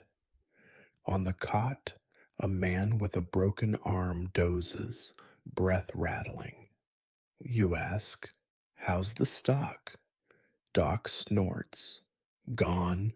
County sent a letter. No supplies this month. Maybe not next. I have one roll of good bandage left, 2 spoons of laudanum, and enough carbolic acid to scare the flies. If you need anything more complicated than a splint, you best pray." He rummages in a drawer and comes up with a pair of forceps that look more rust than iron. He tries to straighten them, shrugs, and tosses them back in. "Pulled a tooth yesterday with these. Think I did more damage than the tooth." You pull out your latest letter from the county and hand it to him. He reads it, jaw set. "Figures. Tell folks to take precautions," they say. I would, if I thought anyone knew what that meant. You talk a while about Wilkins, the brawl, the Miller gang. Doc listens, poking at a cut on his finger, then offers advice you could recite by heart. Keep your head down. Do not trust anyone who is not too tired to lie. And if you get shot, try not to bleed on my floor. A crash from the next room, a child wailing, something glass shattering. Doc sighs and lurches to his feet. "Excuse me, Marshal. Duty calls." He disappears through a curtain, voice already rising in irritation and rough comfort. You are left alone with the stink of antiseptic and fear. You study the shelves, taking in the empty spaces where medicine bottles used to be, the threadbare towels, the chipped mugs. You wonder how many more times Doc can patch someone up with nothing but grit and wishful thinking. A cough at the door. Old Mrs. Barnett, leaning on a cane, eyes rimmed red. She asks after her son, who took a fall in the street last night. You reassure her, though you do not really know. So many falls, so many faces. Doc returns, wiping blood from his hands, and gestures for you to step outside. "Anything else?" he asks, as if he has hours to spare. "Just another day," you say. "Let us hope it is not your last." He grins, but you see the fatigue in his eyes, the same look you see in the mirror each morning. You thank him and turn to leave. Back on the street, the town is waking up. The blacksmith curses at his anvil. The saloon keeper sweeps broken glass onto the stoop, and the church bell rings, thin and cracked, calling no one in particular. You touch your badge and feel its weight, heavier somehow after every visit to the doctor's door. As you walk, you think of Doc Hargrove, alone with his empty bottles, patching wounds with faith and force of will, holding together the bodies and hopes of a town that only ever seems to fall apart. You envy his stubbornness, but not his job. Out here, healer and lawman are kin, both trying to keep death at bay, one wound at a time. You are the marshal, and as you look back at the doctor's shack, you know, sooner or later, you will be his patient or his problem. They say lawmen ride together, shoulder to shoulder, upholding justice against a tide of bandits and outlaws. Whoever they are, they have never spent a day in your town. Out here, the only thing more unreliable than the weather is your help, or more precisely, the lack of it. Officially, you have deputies. You know this because the town council swears it in every annual report and deducts their imaginary salaries from your already shrinking budget. On paper, you lead a team. In practice, your team consists of one man too scared to carry a gun, another too drunk to find his boots most mornings, and a boy who only shows up when there is free stew. First, there is Deputy Joe. Joe is thin, earnest, and cursed with the constitution of a canary in a coal mine. He spends most days coughing behind a kerchief, eyes red from whatever is in the town's water supply this week. He keeps his badge in his pocket so as not to attract attention. When trouble comes, Joe is more likely to suggest everyone calm down and have a nice sit than to actually step between two angry men. Still, he does try. He writes the neatest incident reports you have ever seen and can count the coins in the fine box faster than anyone in the territory. If only the job stopped at bookkeeping, Joe might have survived. Then there is Big Tom, the town's idea of muscle. Tom is built like a hay bale, with hands the size of shovels and a beard thick enough to hide a rabbit. Unfortunately, he is only reliable before noon and before his first drink. After that, he moves with the speed of molasses in January and the judgment of a man who has never met a bottle he did not want to empty. More than once, you have had to drag Tom out of the saloon, badge askew and gun missing, to deal with some mess he started while trying to finish someone else's bottle. Still, he is useful in a fight, so long as he remembers whose side he is on. And then there is Billy, who at 16 thinks himself a man, and perhaps, by local standards, he is.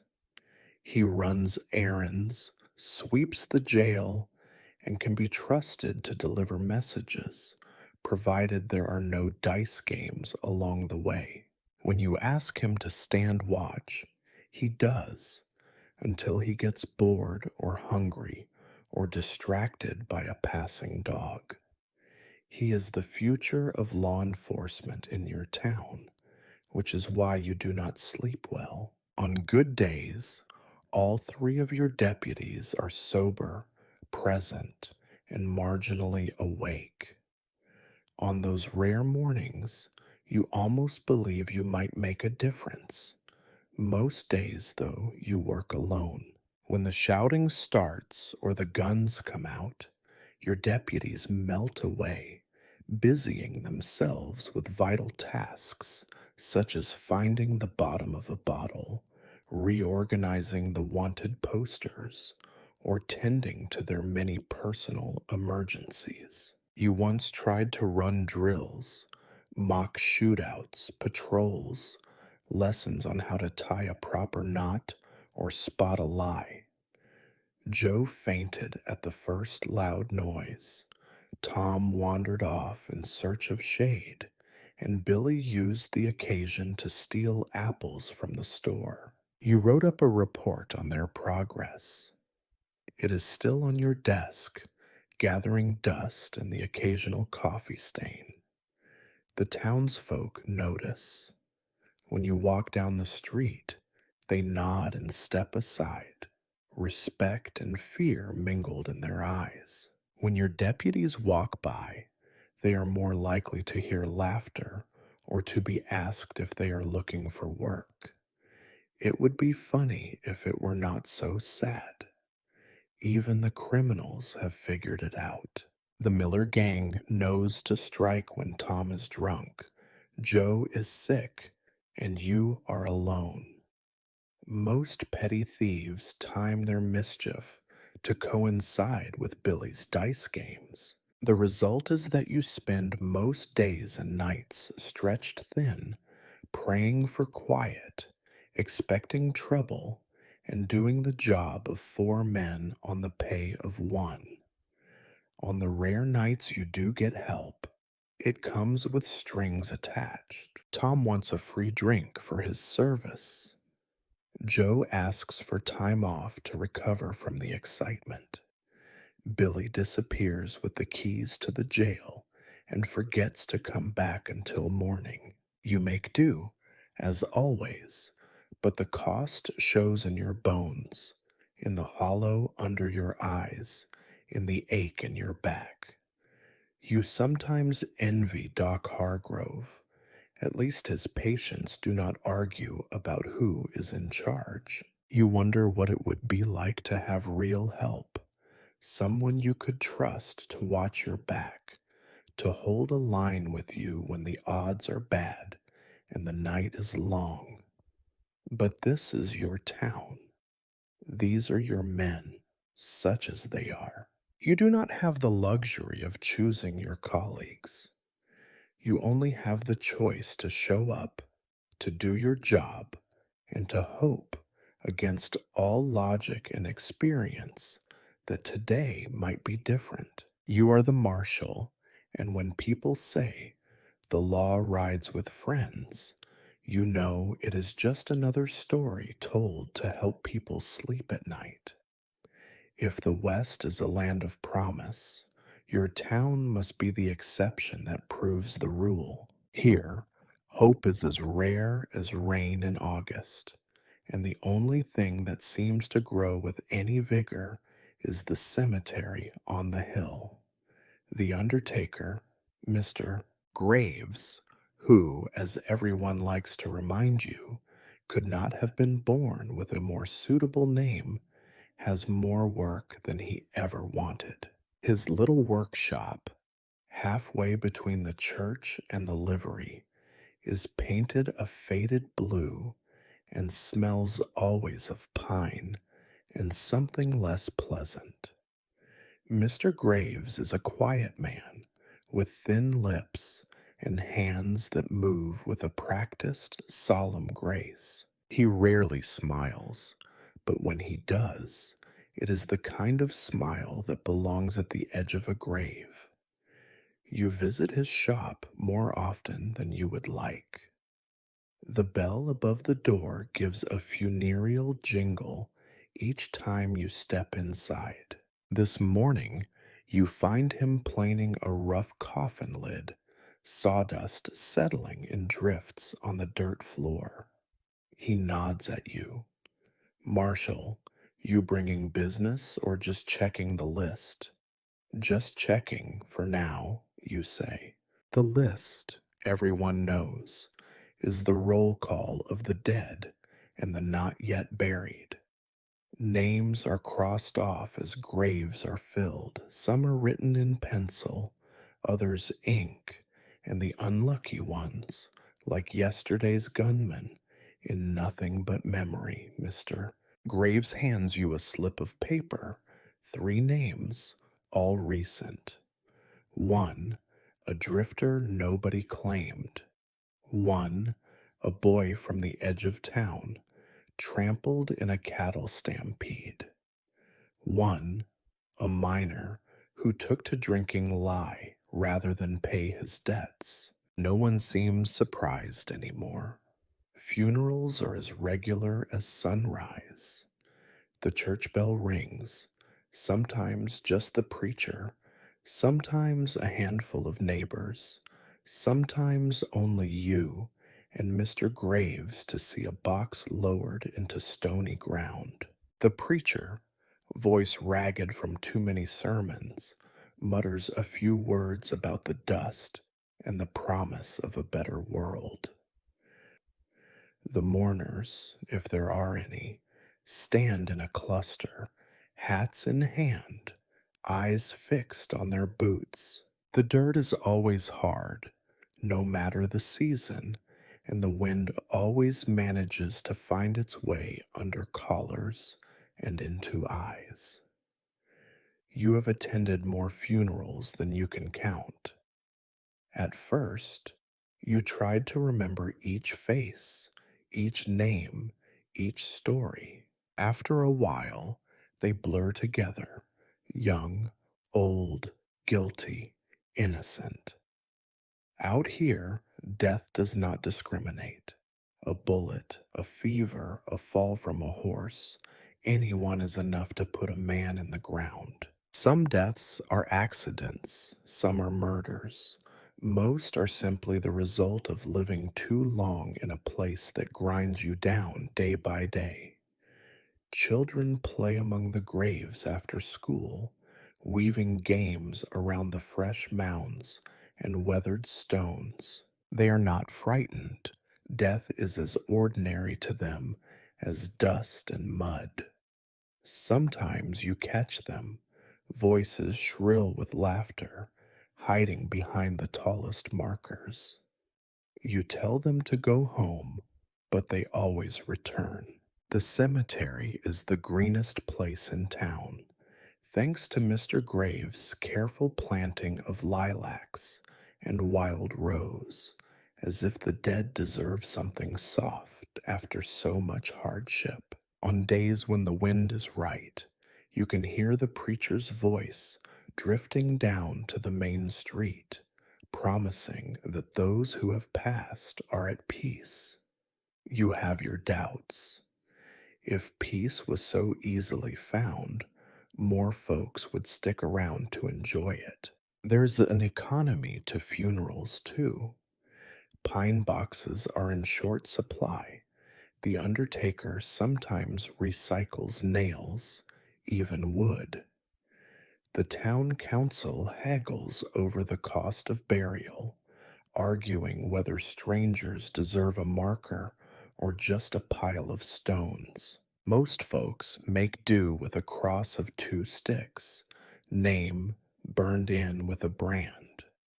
It is enough, no one expects more. The worst days are the ones when you must deliver the news. A knock on a door, a face at a window, a silence that fills the room. Mothers, wives, friends, they all ask the same question: why? You never have a good answer. Sometimes there is comfort to offer: a word, a hand on a shoulder, a promise to remember. Sometimes there is nothing at all. After every funeral, you stand for a moment by the fresh earth, hat in hand, listening to the dirt settle. Then you turn away, back to the living, who need you just as much and show it even less. You are the marshal, and funerals are part of your beat. Out here, every day is a little shorter, every night a little colder, and in every grave a reminder that, for all your efforts, you are only delaying the inevitable. It is easy for the world to picture the West as a land of plenty, cattle stretching to the horizon, gold glittering in riverbeds, and hardy men carving out empires with nothing but grit and 6 guns. No one ever draws the picture of you, Marshall, hunched over a ledger at a rickety desk, pencil stub between your fingers, counting coins that never seem to add up. Each month begins with hope and ends with the same handful of empty promises. You receive the budget notice from the county, funds cut again, non essential expenditures postponed, your own wages marked deferred. The ink is faded, the language is polite, the effect is as brutal as a winter wind. You leaf through the town's accounts, knowing the numbers by heart. The income column is a ghost town, fines that will never be paid, taxes that trickle in a few dimes at a time, and fees for service that you are too tired to chase down. Outgo is another matter: ammunition, feed for the jail's mule, repairs to the leaking roof, even the lamp oil for your endless paperwork. There are always more needs than dollars. You make do. You always do. You stretch every penny until it squeals. When the ink runs dry, you switch to pencil. When the pencils are gone, you use burnt matches, charcoal, whatever will leave a mark. You patch your boots with scraps of leather from the undertaker's shop. Stitch your shirts until they are more thread than cloth. The badge on your chest is so battered it looks like a relic dug up from an ancient battlefield. Your deputies grumble about their pay, or would if they ever showed up to claim it. The doctor accepts chickens in lieu of coins. The blacksmith hammers out iron for a free drink, and the school teacher's wages are postponed until further notice. You keep a secret list of IOUs in your ledger, knowing most will never be settled. Sometimes you wonder if the only thing that truly circulates in this town is debt. The shortages never end. Bullets are precious. You count them twice a day and curse every time you are forced to use one. You ration your matches, your lamp oil, your patience. Coffee is a luxury, sugar a memory, fresh bread a legend you are not sure you ever really believed in. When you run out of something vital, you improvise. When improvising fails, you simply do without. Requests for resupply go unanswered. You write to the county, to the railroad, to anyone with a post box and a stamp. Sometimes you receive a polite reply. More often, nothing at all. The few parcels that do arrive are picked over, battered, and weeks late.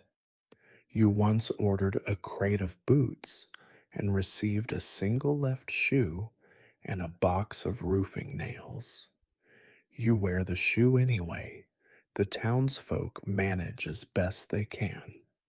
Mrs. Wilkins in the general store hoards her last tin of coffee behind the counter, doling out single spoonfuls to her favored customers. The smith recycles old horseshoes into nails. The livery cuts hay with borrowed scythes, and the saloon waters the whiskey until it is little more than brown tinted regret. The preacher passes a collection plate every Sunday, but there is never enough to keep the candles burning through the next storm. You notice it in the little things, the faded colors of the children's clothes, the patched knees and elbows, the way everyone leans just a little closer to the stove in winter, teeth gritted against the cold. You see it in the faces of men who should be strong, but move with the slow caution of people conserving every scrap of energy. Hope, like flour and tobacco, is something to be rationed, and yet life limps on. The town does not die, it just shrinks. One family gone, another baby born, a business shuttered, a field gone to seed. No one complains, not really. They shrug, they curse, they make do. Out here, complaining is just another way to waste breath. Sometimes you wonder what would happen if you simply left. If you packed your bag, hung your badge on a nail, and walked east until you reached a place where the budget balanced, where a man could buy boots in pairs and bread came fresh every morning. But you know yourself too well. You would never get that far. You are the marshal. You live on shortages and spit, balancing the town's books with the same stubbornness you bring to every fight, every funeral, every morning you drag yourself out of bed. The numbers never add up, but you keep counting because someone has to. There are days when you almost fool yourself into thinking you know what to expect. The sky, the dust, the faces of your neighbors, each as familiar as the ache in your back and the weight in your boots. But routine, even in this corner of the world, is a fragile thing. All it takes is a stagecoach, a stranger's shadow, or the wrong sort of news, and suddenly the world is wider and meaner than it was the night before. Today, the arrival comes by way of a battered stage, its paint half flaked, wheels wobbling with exhaustion. The whole town knows when the coach is due. The dogs bark, the children run to the edge of Main Street, and the storekeeper peers through a crack in the curtains, counting potential customers and thieves in equal measure. You lean in your doorway and watch the stage roll to a stop, every squeak of its axles sounding like a warning. Passengers step down, blinking in the harsh light, all dust and travel stink. Their faces are the first clue. None look glad to be here.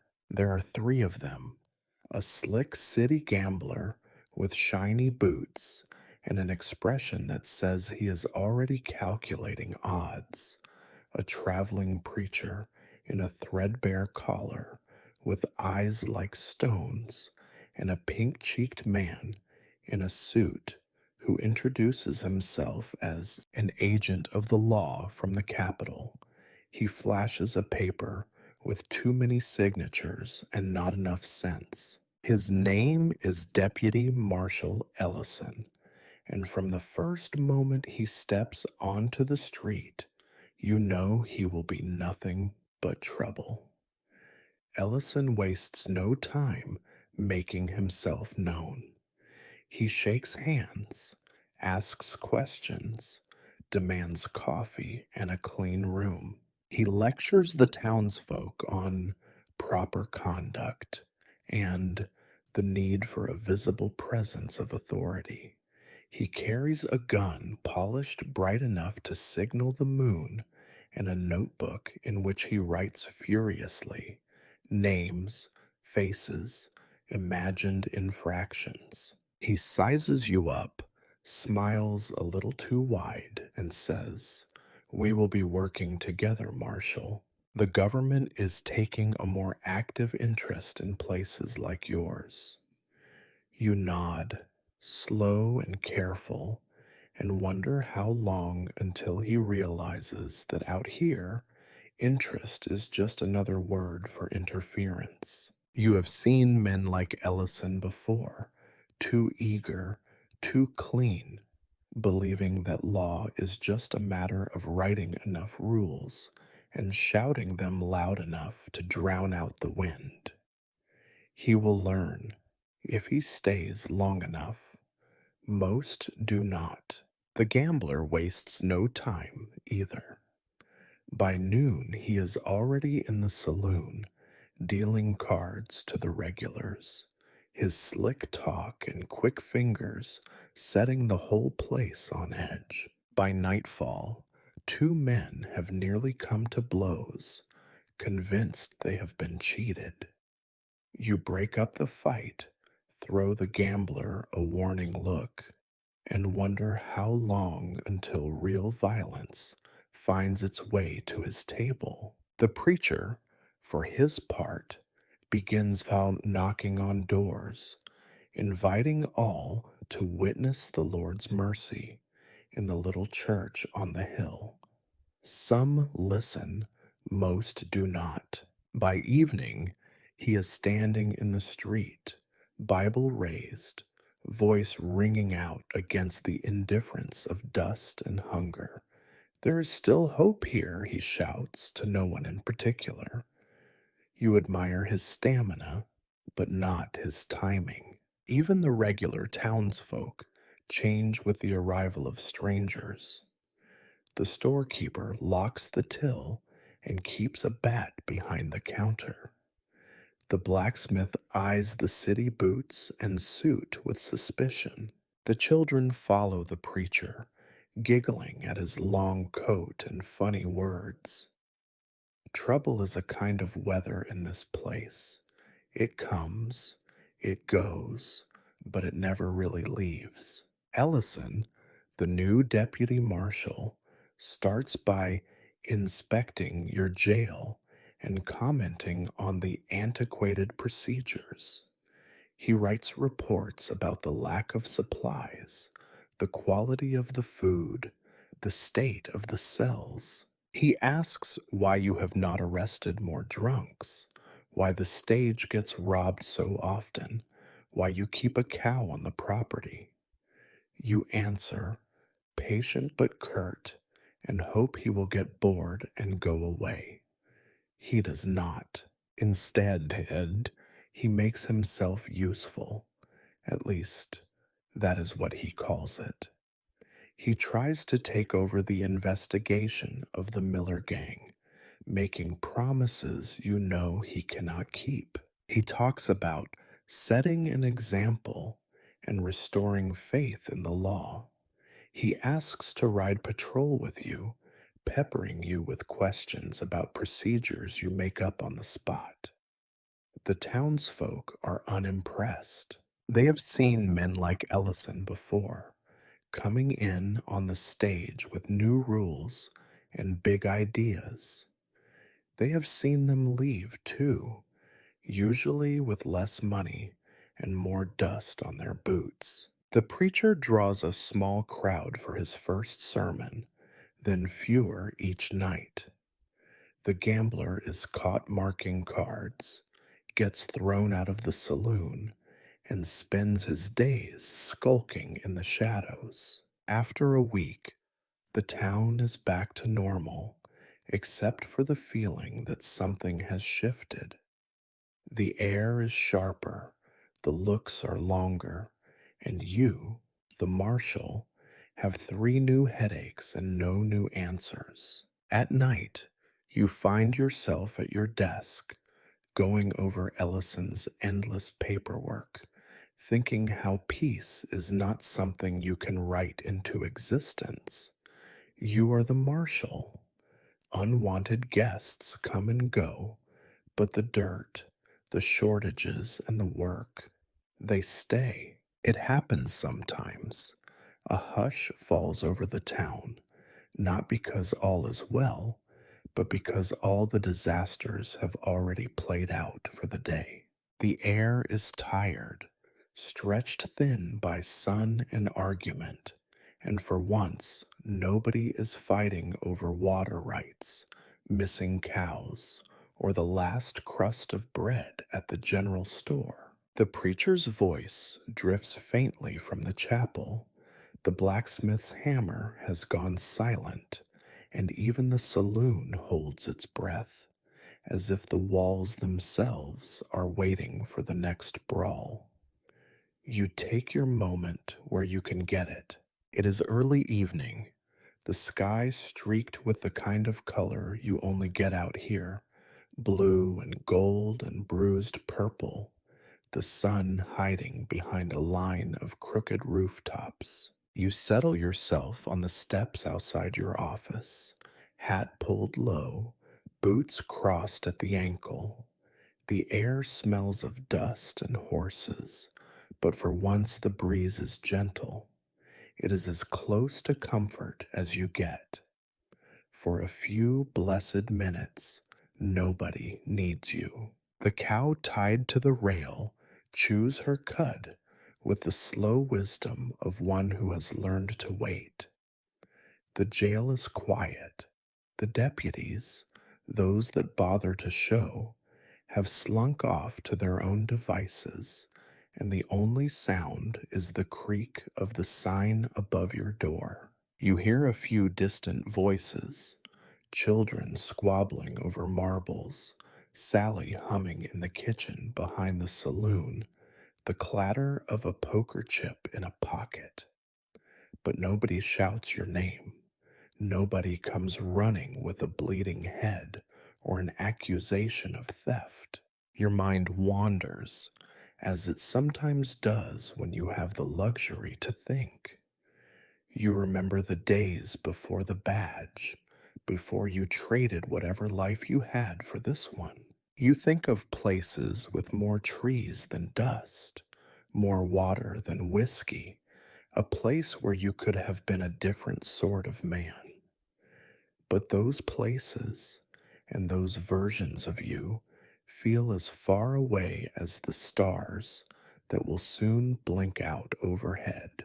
You let yourself close your eyes just for a minute. The wooden boards are warm beneath you, the late sun soft on your face. A dog trots past and pauses, tail wagging an uncertain greeting before moving on in search of scraps. You listen to your own breathing and realize, for the first time in weeks, it does not sound like a warning. Peace is a tricky thing in your line of work.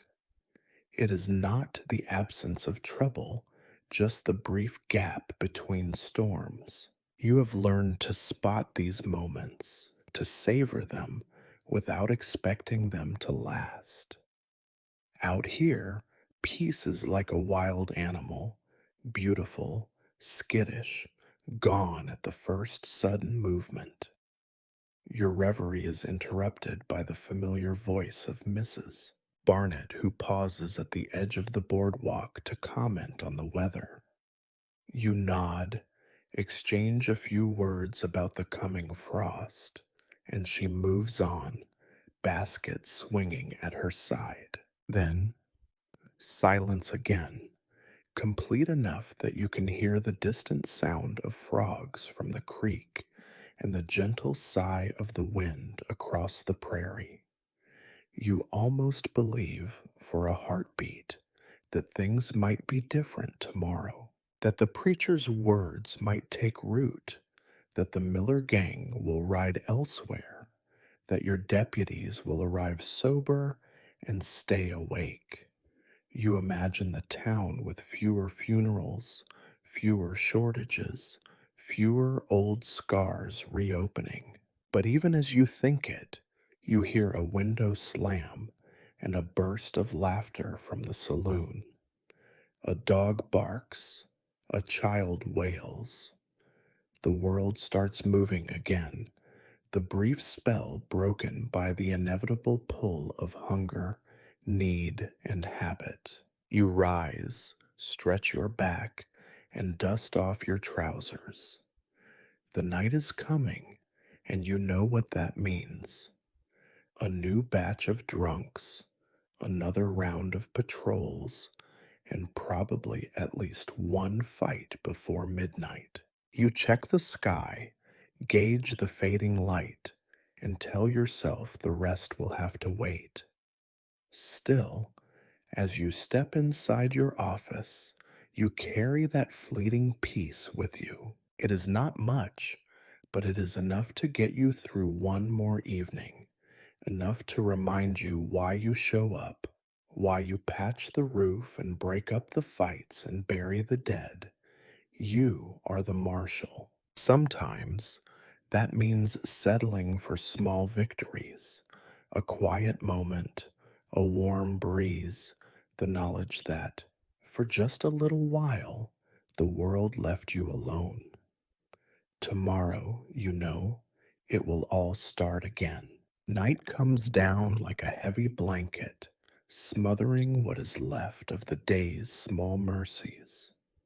The light from your window is the last thing burning on Main Street, flickering through grime and dust before it vanishes into the hungry dark. The town is quieter now, but the silence is uneasy, stretched tight over a landscape still bristling with old arguments, new wounds, and the promise of trouble just over the horizon. You shuffle inside, boots scraping the boards, badge tucked into your shirt pocket, where it can neither shine nor get you shot in your sleep.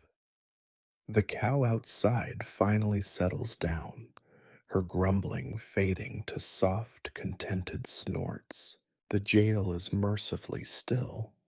Red Hanley and Mick Ford have drifted into the sullen sleep of men who will wake tomorrow no wiser than they were this morning. Your deputies, assuming they showed up at all, have either wandered off to the saloon or found corners in which to disappear, leaving you alone with the dark. You make one last circuit of the office, lantern in hand. You check the locks on the doors, the bars on the cells, the half-rotten window sash. Each click and rattle is part of your nightly ritual, as automatic now as breathing. You know every flaw in this building, every draft and creak. You know that if someone really wanted in or out, there would be nothing but your presence to stop them. You set the lamp down and eye your cot in the back room. It is not much, a burlap sack stuffed with straw, sagging in the middle, patched so many times you have forgotten what color it once was. But it is yours, and after a day like this, it calls to you with the promise of oblivion. You sit, then lie back, boots and gun within reach, hat pulled down to shade your eyes from the glow of the dying lantern. Sleep is your rarest treasure, more precious than gold or whiskey, or the promise of a letter from home. When it comes, it is heavy and dreamless. You fall into it, body aching, mind battered into stillness by the day's relentless grind. You sleep the sleep of a man who knows he will be needed soon, who has learned not to hope for more than a few hours' peace. You are always listening, even as you sleep.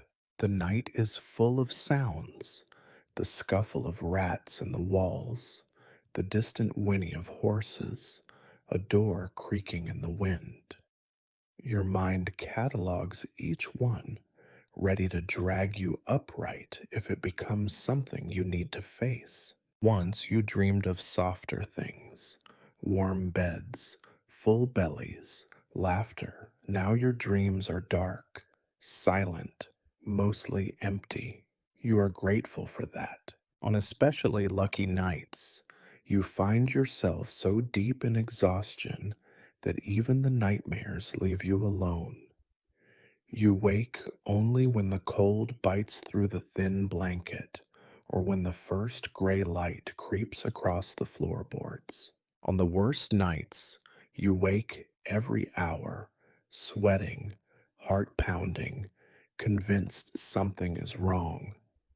Usually it is only your own memory or the echo of a voice long gone. Morning comes as it always does, slow and unkind, dragging you out of the small comfort you manage to scavenge. You sit on the edge of your cot, rub your face, and listen as the town stirs. The clatter of pails at the well, a rooster crowing somewhere near the river, the first grumble of the blacksmith's fire. You gather your things, your battered hat, your chipped badge, your revolver with its ever dwindling supply of cartridges, and you rise. You check the door, find your boots, and step outside, feeling the chill settle into your bones. The same faces, the same dust, the same endless list of things that will not wait. You will answer calls, settle quarrels, chase ghosts and rumors and half remembered grievances, just as you did yesterday and the day before. You will sweep out the jail, listen to complaints, patch roofs, mend fences, and mark time with every sunrise and sunset. You are the marshal. You are the law. You are the weary caretaker of a town too stubborn to die, too tired to change, too proud to admit it needs saving. And as you walk out into the day, eyes gritty, shoulders stooped, heart still beating beneath your patched shirt, you carry with you the memory of sleep, your rarest, most precious, most fleeting treasure. Tomorrow, it will all begin again.